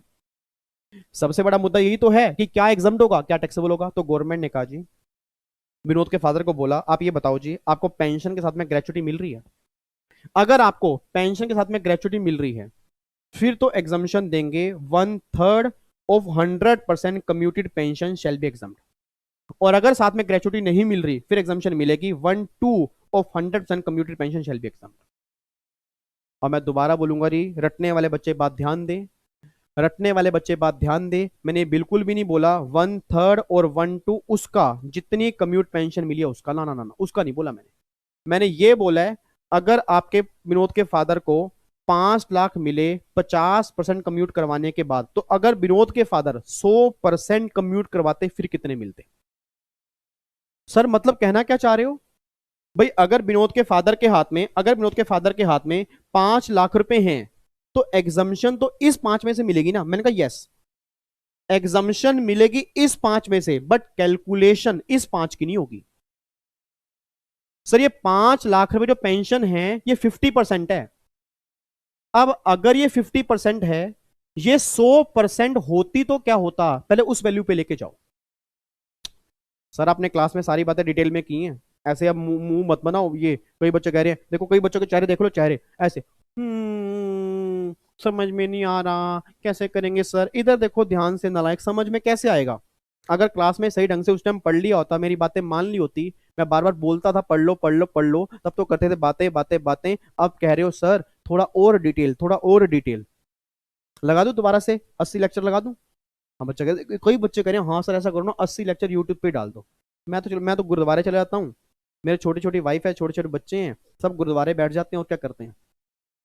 मतलब बच्चे को टेंशन ये नहीं है जो रिवीजन क्लास चल रही है वो समझ लो, बच्चे को टेंशन ये है सारे लेक्चर ही डाल दो ना सर, काम ही खत्म कर दो आप। नालायक, इधर देखो मतलब रिवीजन क्लास इतनी बढ़िया कोशिश कर रहा हूँ करवाने की, वो नहीं समझ रहे, अपनी कमी नहीं मान रहे कि पहले मैंने सही ढंग से नहीं पढ़ा। अब कह रहे हैं रिवीजन क्लास की जगह डिटेल क्लास करवा दो। इधर देखो ध्यान से, याद करो मैंने क्लास में कहा था, प्लीज ध्यान सुनो जी, याद करो मैंने क्लास में कहा था कि जितनी पेंशन कम्यूट करवा के मिली, अगर वो 100% मिलती तो क्या होता।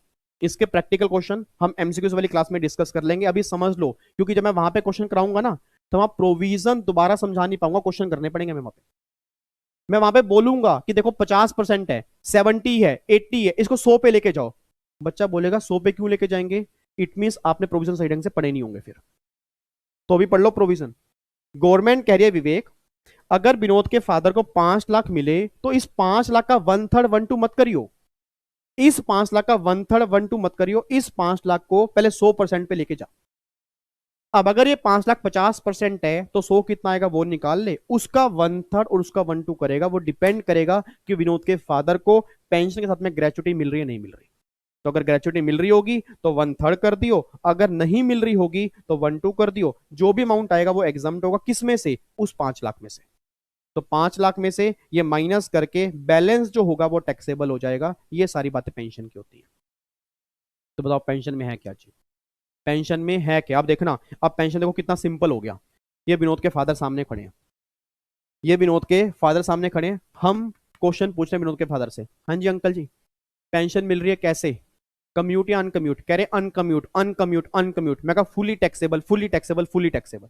3 बार बोला, 3 बार मैंने बोल दिया। कह रहे पेंशन तो मिल रही है अनकम्यूट, मुझे पैसों की रिक्वायरमेंट है, मुझे इकट्ठे पैसे चाहिए। मैं कहा अंकल एम्प्लॉयर के पास जाओ, उसको बोल दो मेरी पेंशन कम्यूट कर देगा। विनोद के फादर गए एम्प्लॉयर के पास, उसने पेंशन कर दी कम्यूट, कितनी कर दी? मान लो 70% कर दी। 70% कम्यूट करके विनोद के फादर को मिल गए 7 लाख रुपए, और अभी मिलते थे 20,000 पे। तो 20,000 का 70 हो गया कम्यूट। अब अगली बार से विनोद के फादर को 20,000 नहीं मिलेंगे, जो 30% पोर्शन बचा बस वही मिलेगा हर महीने, क्योंकि 70 हो चुका कम्यूट। अब जब विनोद के फादर को 7 लाख मिले, तो विनोद के फादर के हाथ में 7 लाख हैं। कह रहे बेटा ये 7 लाख में से कितने की एग्जम्पशन मिलेगी? मैं कहा अंकल ग्रेचुटी मिल रही है? कह रहे हाँ ग्रेचुटी है। मैं कहा अंकल ग्रेचुटी अगर मिल रही है तो 1/3 एग्जाम्प्ट है। अब देखो यहाँ पे जी, ऋषभ कह रहा है, क्या नाम है आपका? प्रखर। प्रखर कह रहा है सर 1/3 इसका निकालेंगे। मैं कहा प्रखर अभी मैं समझाता समझ थक गया, मेरा गला जवाब दे गया कि 1/3 इसका नहीं, अगर ये 7 लाख रुपए 70% हैं, तो 100 कितना आएगा? उसका 1/3। और अगर ग्रेचुटी नहीं मिलती, तो अगर ये 7 लाख रुपए 70% है, तो जो 100% आएगा उसका 1/2। तो मतलब आपको ना पहले 100% निकालना होगा, उसका 1/3 और उसका 1/2 जो आएगा वो एग्जम्पशन मिलेगी, उसको 7 लाख में से माइनस कर देना, बैलेंस आ जाएगा टैक्सेबल। ठीक है, बाकी आपके क्वेश्चन मैंने क्लास में काफी सारे करवाए थे सर, बुक आपके पास होगी, उसमें से भी हमने क्वेश्चन किया था। आप जिस टीचर से पढ़े होंगे उन्होंने भी क्वेश्चन कराए होंगे, बट प्रोविजन मैंने समझा दिया। उम्मीद करूंगा अगर अब आप क्वेश्चन देखोगे आपको बढ़िया तरीके से समझ में आ जाएंगे। तो बस ये बात ध्यान देना जी, अगर ग्रेचुटी है तो 1/3 एग्जाम्प्ट होगा, अगर ग्रेचुटी नहीं है तो फिर 1/2 एग्जाम्प्ट होगा। बस ये बात ध्यान देना। ये बातें क्लियर हो गई जी, ये बातें हो गई पेंशन की। तो अब जाके दो बातें हमारी क्लियर हो गई जी, ग्रेचुटी वाले केस में क्या एग्जाम्पशन मिलेगी और पेंशन वाले केस में क्या एग्जाम्पशन मिलेगी। तीसरा पॉइंट हमारा निकल के आ रहा है जी, लीव इनकैशमेंट क्या होता है। आओ जी लीव इनकैशमेंट की रिवीजन करते हैं। आप में से कोई बताएगा लीव इनकैशमेंट का मतलब क्या होता है जी?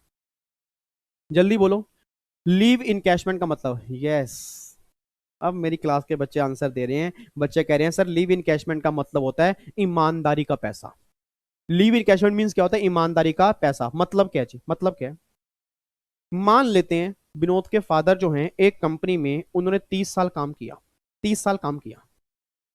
और मे भी अगर आपको पता हो, आज हर कंपनी की नॉर्मली पॉलिसी होती है कि एक साल में ना 30 छुट्टियां आप ले सकते हो। और अगर 30 छुट्टियां आप लोगे तो पैसे नहीं कटेंगे, 30 छुट्टियों के पैसे नहीं कटते। अब सोच समझ के बोलना, सोच समझ के बोलना। अगर विनोद के फादर ने 30 साल काम किया, हर साल में मिलती हैं 30 छुट्टियां, तो विनोद के फादर को कितनी मिलती होंगी? 900 छुट्टियां मिलती होंगी, 900। बट विनोद के फादर ने 900 नहीं ली। मान लो विनोद के फादर ने छुट्टियां ली, फॉर एग्जाम्पल मान लो 300, 300 छुट्टियां ली, बस 300 ली। अब अगर 900 छुट्टियां मिली 30 सालों में, टोटल मिली 900, और विनोद के फादर ने ली 30 सालों में सिर्फ 300 छुट्टियां ली हैं और 600 छुट्टियां नहीं ली। अब जो ये 600 छुट्टियां विनोद के फादर ने नहीं ली, 600 दिन का मतलब क्या होगा? 600 दिन डिवाइड बाय 30, मतलब कहना क्या चाह रहा हूं, 20 महीने। मतलब 30 साल में, 30 साल में 20 महीने ऐसे हैं जो विनोद के फादर ने ईमानदारी दिखाई है। अब गवर्नमेंट कह रही विनोद के फादर को, गवर्नमेंट कह रही विनोद के फादर कि जो तुमने 600 दिन की छुट्टियां नहीं ली ना, जो तुमने 600 दिन की छुट्टियां नहीं ली, इस सारी ईमानदारी का तुम्हारी रिटायरमेंट पर हम तुम्हें लमसम पैसा देंगे, दैट इज लीव इनकैशमेंट। मतलब अगर किसी के फादर को लीव इनकैशमेंट मिल रहा है, समझ लेना आपके फादर ने ड्यूरिंग जॉब में छुट्टियां कम ली होंगी। अब जो पापा के हाथ में लीव इनकैशमेंट का पैसा मिला, उसमें से क्या एग्जम्प्ट और क्या टैक्सेबल, अब वो देखने जा रहे हैं। तो पहली बात तो देखो जी, यहां पे अगर आपके फादर गवर्नमेंट एम्प्लॉई हैं फिर तो सारा पैसा सारा एग्जम्प्ट हो जाएगा। अगर नॉन गवर्नमेंट हैं तो गवर्नमेंट कह रही है least of the following shall B exempt. मैं दोबारा बोलूंगा, गवर्नमेंट क्या कह रही है? Least of the following shall B exempt. अब चेक करो कितना जी। सबसे पहला, जितनी एक्चुअल लीव सैलरी मिलेगी या तो वो, मतलब जो एक्चुअल लीव सैलरी मिलेगी या तो वो, या सेकंड लिमिट है 3 लाख, 3 लाख से ऊपर की लिमिट नहीं मिल सकती। तीसरा कह रहे हैं 10 month salary on the basis of last 10 month average salary. मतलब जो आपकी 10 मंथ सैलरी, इसका मतलब क्या है? 10 मंथ को मल्टीप्लाई करेंगे, जो लास्ट 10 मंथ की एवरेज सैलरी होगी उससे मल्टीप्लाई कर देंगे। उसके बाद देखो फोर्थ कह रहे हैं, फोर्थ कह रहे हैं जी यहाँ पे लीव अनयूटिलाइज। जितनी लीव आपने अनयूटिलाइज की हैं मंथ्स में निकाल लो, उसको लास्ट 10 मंथ की एवरेज सैलरी से मल्टीप्लाई कर दो, इसमें से लीस्ट वाला एग्जाम्प्ट होगा और बैलेंस आपके हाथ में टैक्सेबल होगा। बच्चा कह रहा है सर क्लास में ना यही दोनों पॉइंट हमें समझ में नहीं आए थे, और रिवीजन क्लास में भी हमें लग रहा है हमें समझ में नहीं आएंगे। ऐसे कैसे नहीं आएंगे? और मेरे होते हुए सोच कैसे लिया आपने? ये बहुत गलत बात है जी। अगर आप ये सोच के बैठे हो कि समझ में नहीं आएंगे, फिर तो बिल्कुल भी नहीं आएंगे। अगर आप ये सोच के बैठे हो कि मैं एक बार दोबारा समझा दूंगा फिर आ जाएंगे, तो मैं दोबारा समझाने को तैयार हूं। दोबारा समझाऊं? पक्का पक्का। अब सुनो ध्यान से, इधर देखो, इधर सुनो, इधर सुनो, इधर देखो। 30 साल एक कंपनी में काम किया, प्लीज ध्यान सुना जी, प्लीज ध्यान सुना। 30 साल एक कंपनी में काम किया और हर साल में 30 छुट्टियां मिलती हैं, तो 30 साल और 30 दिन की छुट्टियां मिलती हैं, 900 दिन की छुट्टियां टोटल मिली होंगी, टोटल। इसमें कोई दिक्कत तो नहीं है? टोटल मिली होंगी 900 दिन की। इसमें से मान लो आपने 480 दिन की छुट्टियां ले ली, अवेल्ड, इतनी छुट्टियां ले ली आपने। इमेजिन करना जी, ये कहानी हर एक बच्चे के फादर की है। मान लो हमारे फादर कंपनी में एम्प्लॉई हैं, उनकी कहानी चल रही है। पापा को मिली कितनी री? पापा को मिली कितनी? 900 छुट्टियां। 900 में से पापा ने ले कितनी ली? 480। कितनी छुट्टियां पापा ने नहीं ली? यार इतना तो बोल दो यार, कितनी नहीं ली? जल्दी बताओ। 420 छुट्टियां पापा ने नहीं ली। इसको बोलते हैं अनयूटिलाइज। अनयूटिलाइज हो गया। मेरा पूरी क्लास से क्वेश्चन है, मेरा पूरी क्लास से क्वेश्चन है, 900 छुट्टियां मिली, 480 ले ली। नहीं यार ये बात समझ में? 900 छुट्टियां मिली, 480 ले ली। 420 छुट्टियां नहीं ली, तो जो 420 छुट्टियां नहीं ली, तो मेरे पापा ने ईमानदारी कितने दिन की दिखाई? 480 दिन की या 420 दिन की? आपने बिल्कुल सही बोला, 420 दिन की ईमानदारी दिखाई।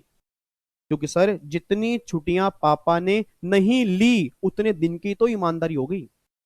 अब सोच के बोलना, अगर 420 दिन को मैं मंथ में कन्वर्ट करूं तो हर महीने में 30 दिन हो गए, तो कितने महीने आ गए? 14 महीने की ईमानदारी पापा ने दिखाई है। अब कैलकुलेशन कैसे करेंगे? कैलकुलेशन कैसे करेंगे? गवर्नमेंट कह रही है least of the following shall B examined. Government कह रही है least of the following shall B examined. पहला, हाँ जी, जितनी लीव सैलरी मिली यहां पे वो लिख लो, जो भी एक्चुअल रिसीव हुआ ना, मतलब जितनी लीव सैलरी मिली यहां वो लिख लो। दूसरा, लिमिट तुम्हारी यहां पे कितनी आ रही है? 3 लाख रुपए की। अब सुना ध्यान से, ध्यान सुनना। तीसरा है 10 मंथ को मल्टीप्लाई कर दो, लास्ट 10 मंथ की जो एवरेज सैलरी होगी उससे मल्टीप्लाई कर दो। सर इस पॉइंट का मतलब समझ नहीं आता सर, इस पॉइंट का मतलब समझ नहीं आता। कई बच्चों को ये लगता है, मैं समझाता हूं। ये पॉइंट ये बात कहना चाह रहा है कि आपके फादर ने ईमानदारी दिखाई है 14 महीने की। आपके फादर ने ईमानदारी दिखाई 14 महीने की। अब ये पॉइंट पता क्या कह रहा है? कि आपके फादर ने ना ज्यादा ईमानदारी दिखा दी, इतनी ईमानदारी हमें बर्दाश्त नहीं है। ये पॉइंट यही कह रहा है सर, हंसो मत, हंसो मत। ये पॉइंट ये बात कह रहा है आपके फादर ने बहुत ज्यादा ईमानदारी दिखा दी, इतनी ईमानदारी हमें बर्दाश्त नहीं है। बच्चा कह रहा है क्यों? क्योंकि गवर्नमेंट कह रही है अगर आपके फादर ने 14 महीने की ईमानदारी दिखाई है, तो 14 महीने को लास्ट 10 मंथ की सैलरी से अगर मल्टीप्लाई करोगे तो लीस्ट क्या बनेगा? 10 मंथ वाला ही तो बनेगा। मतलब कहना पता क्या चाह रहे हैं? कि मेरे फादर अगर 10 महीने से ऊपर की ईमानदारी दिखा रहे हैं तो एग्जम्पशन जो मिलेगी ना, मैक्सिमम 10 मंथ की मिलेगी, इससे ऊपर की मिल ही नहीं सकती। ओ तेरी का, मतलब सर क्या फिर हम पापा को बोल दें कि पापा ईमानदारी 10 महीने से ऊपर की मत दिखाना? आप पापा को ये बोल सकते हो कि पापा आप जितनी मर्जी ईमानदारी दिखा लो, जितने मर्जी महीने की ईमानदारी दिखा लो, बट जो एग्जम्पशन मिलेगी ना वो 10 महीने से ऊपर की नहीं मिलेगी। क्यों? तीसरा पॉइंट 10 महीने का है। अगर ईमानदारी 10 महीने से ऊपर है तो लीस्ट क्या बनेगा? 10 महीने वाला पॉइंट तो बनेगा। ओ ये मतलब होता है इस पॉइंट का। यस, यही मतलब होता है इस पॉइंट का। अब बच्चा कहता है सर, सर एक पॉइंट और, सर एक पॉइंट और। मैं कहा एक पॉइंट और बताओ, एक पॉइंट और बताओ। बच्चा कहता है सर अगर मान लो यहाँ पे पापा ने 480 की बजाय अगर 720 छुट्टियां ले ली होती, 900 मिली, 720 ले ली, और मान लो 180 नहीं ली। अब अगर 180 नहीं ली तो 180 डिवाइड बाय 30 कितने महीने की ईमानदारी होगी? 6 महीने की। मैं कहा बिल्कुल सही बात है। जो अब आपका फोर्थ पॉइंट होगा उसमें 14 महीने की बजाय कितने आएंगे? 6 मंथ आएंगे। अब आपके फादर की ईमानदारी 6 महीने की है, तो एग्जाम्पशन 10 महीने की क्यों मिलेगी? फिर कितने की मिलेगी? 6 महीने की मिलेगी। अच्छा, मतलब ये कहना चाह रहे हो कि 10 मंथ, 10 मंथ और एक्चुअल ईमानदारी which ever is less, answer is yes. मतलब अगर ईमानदारी 10 महीने से ऊपर है, एग्जाम्पशन 10 महीने की है। अगर ईमानदारी 10 महीने से कम की है, फिर लीस्ट क्या बनेगा? वही तो बनेगा। तो भैया लीस्ट फिर ये बन जाएगा। और ये जो मल्टीप्लाई करना है किस सैलरी से करना है? जो लास्ट 10 मंथ की एवरेज सैलरी होगी ना, उससे मल्टीप्लाई करना है, इस पॉइंट को भी और इस पॉइंट को भी। जब प्रैक्टिकल क्वेश्चन करेंगे तो आपको उसमें बताऊंगा कैसे काम करते हैं। बाकी आपकी बुक्स में क्वेश्चन किए हुए और हमने क्लास में काफी सारे क्वेश्चन किए थे, तो आपको ये क्लैरिटी होगी। बट मुझे ये समझाना है कि इसका मतलब क्या होता है। मैं दोबारा बोलूंगा, लीस्ट ऑफ द फॉलोइंग मतलब पहला एक्चुअल, दूसरा 3 लाख, तीसरा, दोबारा बोलो सर, पहला एक्चुअल, दूसरा 3 लाख, तीसरा 10 month multiply last 10 month average salary, और फोर्थ क्या होगा? जितनी आपकी अनयूटिलाइज लीव है, जो आपकी ईमानदारी है, उसको मंथ में कन्वर्ट करके लास्ट 10 मंथ की एवरेज सैलरी से मल्टीप्लाई कर दोगे। जो लीस्ट होगा वो एग्जम्प्ट होगा और बैलेंस आपके हाथ में टैक्सेबल होगा। ये आपका ट्रीटमेंट होगा जी लीव सैलरी का। बताओ कोई दिक्कत, कोई परेशानी? ठीक है। और यहाँ पे सैलरी का मतलब क्या है जी? यहाँ पे सैलरी का मतलब क्या है? यहाँ पे सैलरी का मतलब है, देखो यहाँ पे क्या लिखा है। सैलरी का मतलब है बेसिक सैलरी प्लस में डीए उठोए वाला प्लस में commission percentage based on turnover.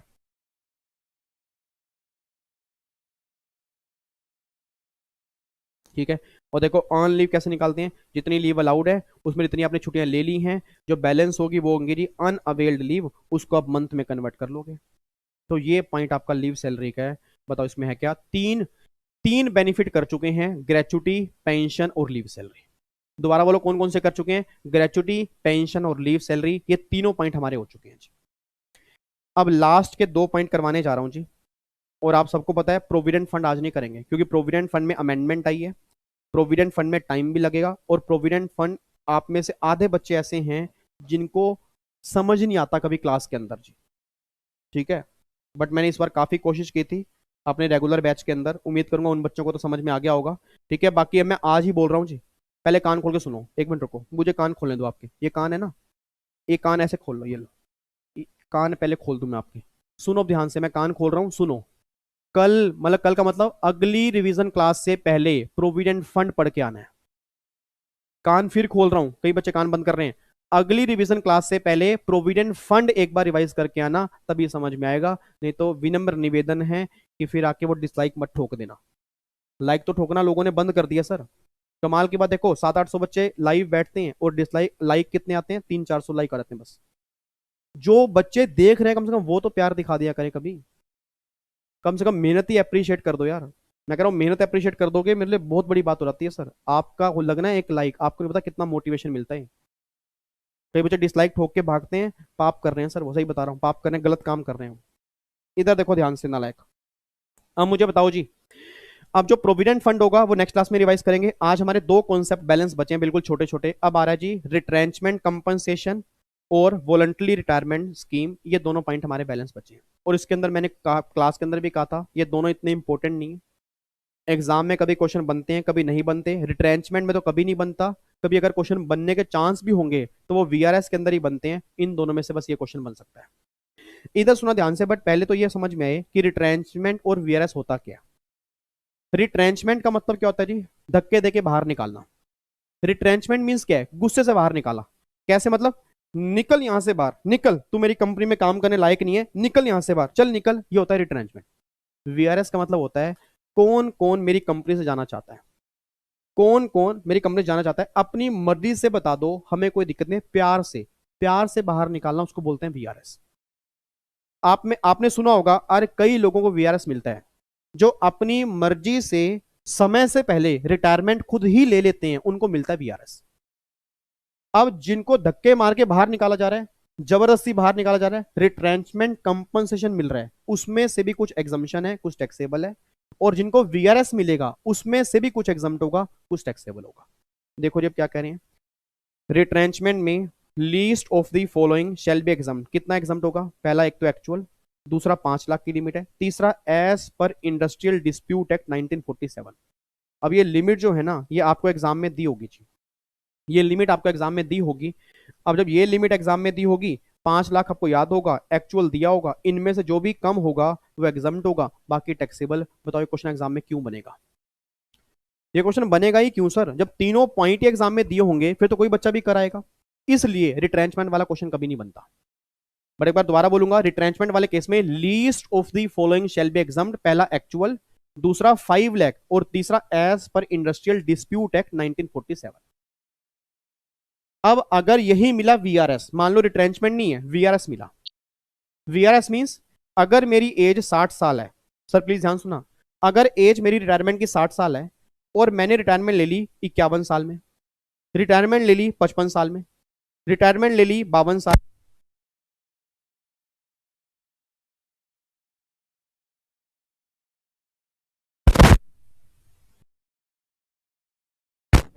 Hello hello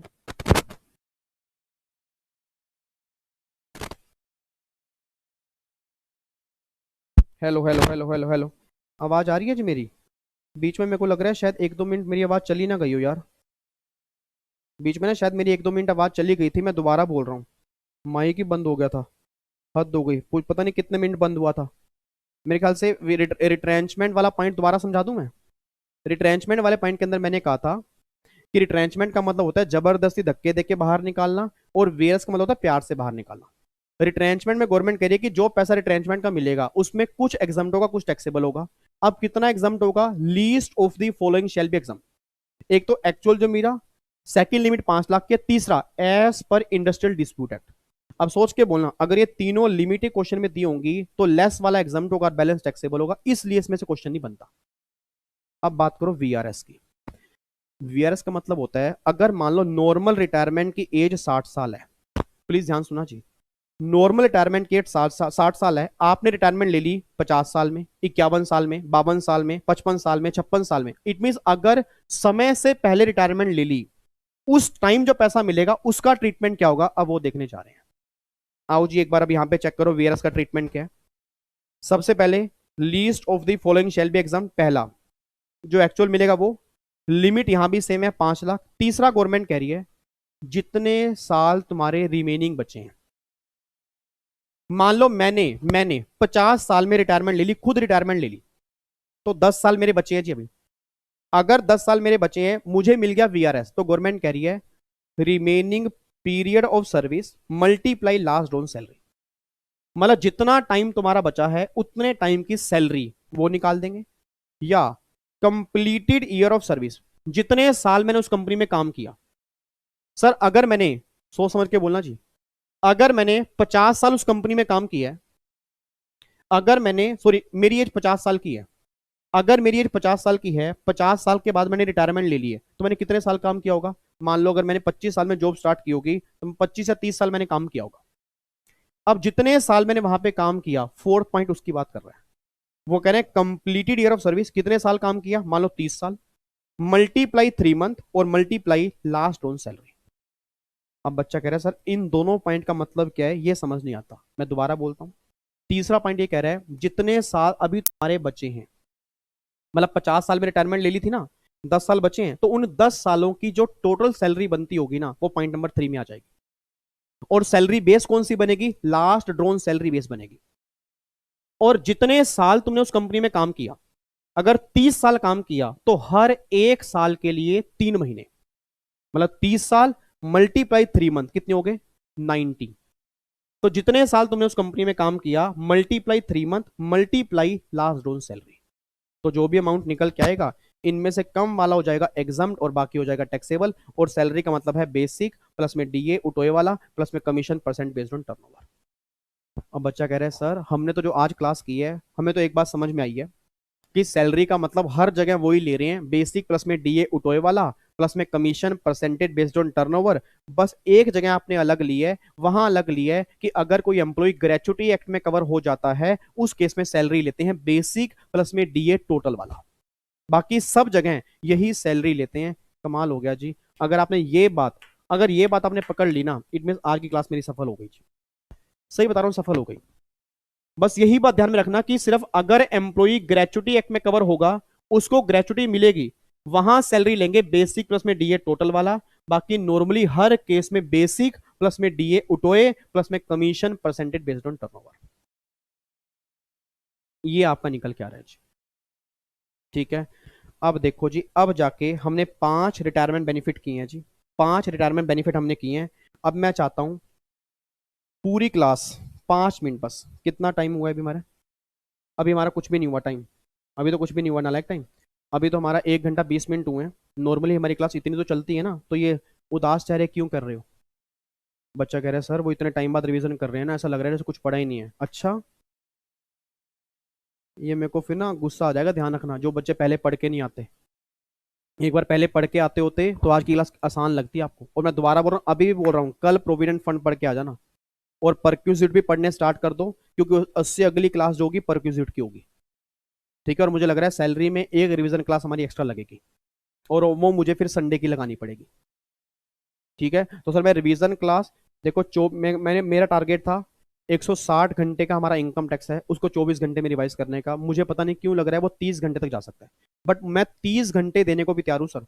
अगर मैराथन डालता, हेलो अंकल जी प्लीज ध्यान सुनो, अगर मैराथन डालता वो 18 या 20 घंटे का होता, अगर डेली आके करवा रहा हूं वो 30 घंटे का है, फायदा आपका ही है सर।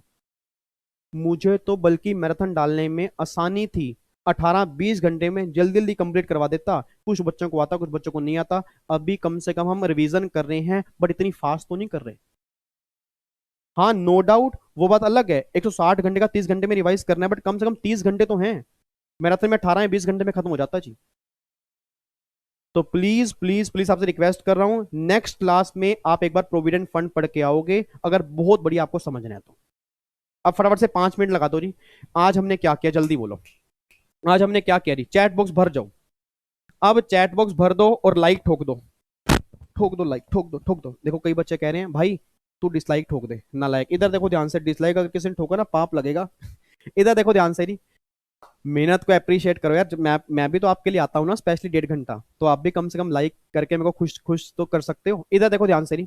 अब फटाफट से बोलो आज हमने क्या किए, आज हमने क्या किया, अलाउंसेस किए या बेनिफिट्स किए। अलाउंसेस नहीं किए हमने, कौन से किए, रिटायरमेंट बेनिफिट्स। रिटायरमेंट बेनिफिट्स में कौन कौन से हो गए, gratuity, pension, leave encashment, retrenchment, VRS. Gratuity में 2 केस होंगे, गवर्नमेंट वाले केस में एग्जाम्प्ट है, नॉन गवर्नमेंट वाले केस में 2 केस होंगे, या तो ग्रेचुटी एक्ट में कवर होगा या वो ग्रेचुटी में कवर नहीं होगा। अगर ग्रेचुटी एक्ट में कवर होगा या कवर नहीं होगा, एक लाइन सेम होगी, least of the following shall be exam. किसमें से, अगर वो ग्रेचुटी में कवर है, एक्चुअल 20 लाख, तीसरा 15/26। इधर देखो री 15/26 मल्टीप्लाई लास्ट ऑन salary multiply completed year of service और पार्ट देयर ऑफ। और पार्ट का मतलब है अगर इन एक्सेस ऑफ 6 मंथ काम किया होगा तो पूरा साल काउंट होगा। सैलरी का मतलब है बेसिक प्लस में डीए, टोटल वाला उठे वाला यहाँ पे कवर नहीं होगा। अगर वो ग्रेचुटी एक्ट में कवर नहीं है तो लीस्ट क्या बनेगा, एक्चुअल 20 लाख, तीसरा 15/30 multiply last 10 month average salary multiply complete year of service. ये आपका बनेगा। सैलरी मींस बेसिक प्लस में डीए उठोए वाला प्लस में commission percentage based on turnover. ये सैलरी का मतलब है। फिर मैंने बोला जी अगर ड्यूरिंग जॉब ग्रेचुटी ले ली, फुली टैक्सेबल है। अगर 2 एम्प्लॉयर के यहाँ पे काम कर रहे हो, लिमिट मिलेगी 20 लाख। अगर पहले कहीं से रिटायरमेंट ली है, वहां ग्रेचुटी मिली, वो 20 लाख में से माइनस करके बैलेंस लिमिट आपको मिल जाएगी। और अगर डेथ हो चुकी है एम्प्लॉय की तो फैमिली वालों को भी एग्जम्पशन मिलेगी। ये पॉइंट हमने कंप्लीट किया। अगला आ गया पेंशन। पेंशन होगी 2, कम्यूट या uncommute. Uncommute pension fully taxable whether it is government और नॉन गवर्नमेंट एम्प्लॉय। कम्यूट वाले केस में गवर्नमेंट है तो एग्जाम्ट है, नॉन गवर्नमेंट है 2 केस होंगे। ग्रेचुटी मिलेगी तो 1/3 एग्जाम्ट है, नहीं मिलेगी तो 1/2 एग्जाम्ट है। 1/3 1/2 किसका, 100% कम्यूटेड पेंशन का। पहले 100% निकालोगे, उसका 1/3 1/2 एग्जाम्ट करोगे, बाकी टैक्सेबल करोगे। ये सारी बातें हमने की। फिर बात आ गई leave salary. Leave salary means ईमानदारी का पैसा। जितनी छुट्टियां मिली माइनस में जो छुट्टियां ले ली, बैलेंस जो छुट्टियां बची हैं उसको मंथ में कन्वर्ट कर लो। Least of the following shall be exempt. पहला जितनी लीव सैलरी मिली वो, दूसरा 3 लाख, तीसरा 10 month multiply last 10 month average salary, और फोर्थ आएगा जितनी आपकी अनयूटिलाइज लीव बची है उसको मंथ में कन्वर्ट करके 10 मंथ की जो एवरेज सैलरी होगी उससे मल्टीप्लाई करके लीस्ट निकाल के एग्जाम्प्ट कर दो, बैलेंस कर दो टैक्सेबल। ये लीव सैलरी हो गया। रिट्रेंचमेंट और वीआरएस। रिट्रेंचमेंट मींस धक्के मार के बाहर निकालना, जबरदस्ती बाहर निकालना, रिट्रेंचमेंट हो गया। लीस्ट क्या होगा, एक्चुअल 5 लाख, तीसरा हो गया as per industrial dispute act 1947। और अगर वीआरएस की बात करूंगा तो भैया वीआरएस का मतलब क्या निकल के आ रहा है जी, वीआरएस मींस आपका पूरे टाइम आने से पहले ही रिटायरमेंट आपने ले ली, मतलब समय से पहले अगर रिटायरमेंट ले लोगे तो मिलेगा VRS. Least of the following shall be exempt. पहला एक्चुअल, दूसरा 5 लाख, तीसरा remaining period of service multiply last ऑन सैलरी, और लास्ट बचेगा complete year of service multiply 3 month और मल्टीप्लाई लास्ट ऑन salary. Salary means basic plus में डीए उठोए वाला प्लस में commission percentage based on turnover. ये सारी बातें आज हमने की हैं। So simple so easy. बताओ आज हमने 1 घंटा लगाया है और 1 घंटे में 5 बेनिफिट का प्रोविजन हमने कर लिए। इनके क्वेश्चन हम डिस्कस करेंगे। सर आज का होमवर्क क्या है, एक ही होमवर्क कराओ, मेरे लिए बहुत बड़ी बात है। एक तो आज का एक बार रिवीजन करके आ लेना और प्रोविडेंट फंड एक बार आप पढ़ लेना। बस आज का होमवर्क सिर्फ ये है, एक बार ना कमेंट बॉक्स में लिख देना कि हमने प्रोविडेंट फंड पढ़ लिया। ठीक है, ये जरूर लिख देना ताकि मैं ये देख के आऊं कितने बच्चे प्रोविडेंट फंड घर से पढ़ के आ रहे हैं, ताकि मेरे को ना और मोटिवेशन मिलेगा और बढ़िया समझेंगे फिर हम। ठीक है नी, तो ये आपका लिखना मुझे बहुत मोटिवेशन देगा। आपका होमवर्क ये है कि अपने चैट बॉक्स कमेंट बॉक्स में लिखना है वीडियो खत्म होने के बाद, प्रोविडेंट फंड एक बार पहले पढ़ लोगे। कई नालायक बच्चे होंगे पता क्या करेंगे, अभी वीडियो खत्म होगी तुरंत लिख देंगे प्रोविडेंट फंड पढ़ लिया, पता नहीं कब पढ़ लिया। वो नालायक बच्चे होंगे जी। पहले प्रोविडेंट फंड पढ़ लेना सर, ऊपर जो बैठे ना भगवान वो जरूर देख रहा, ध्यान रखना। पाप लगेगा अगर किसी ने बिना पढ़े वहां पे लिख दिया जी। पढ़ने के बाद लिख दोगे, मुझे कॉन्फिडेंस मिलेगा कि वाकई बच्चे पढ़ के आ रहे हैं जी।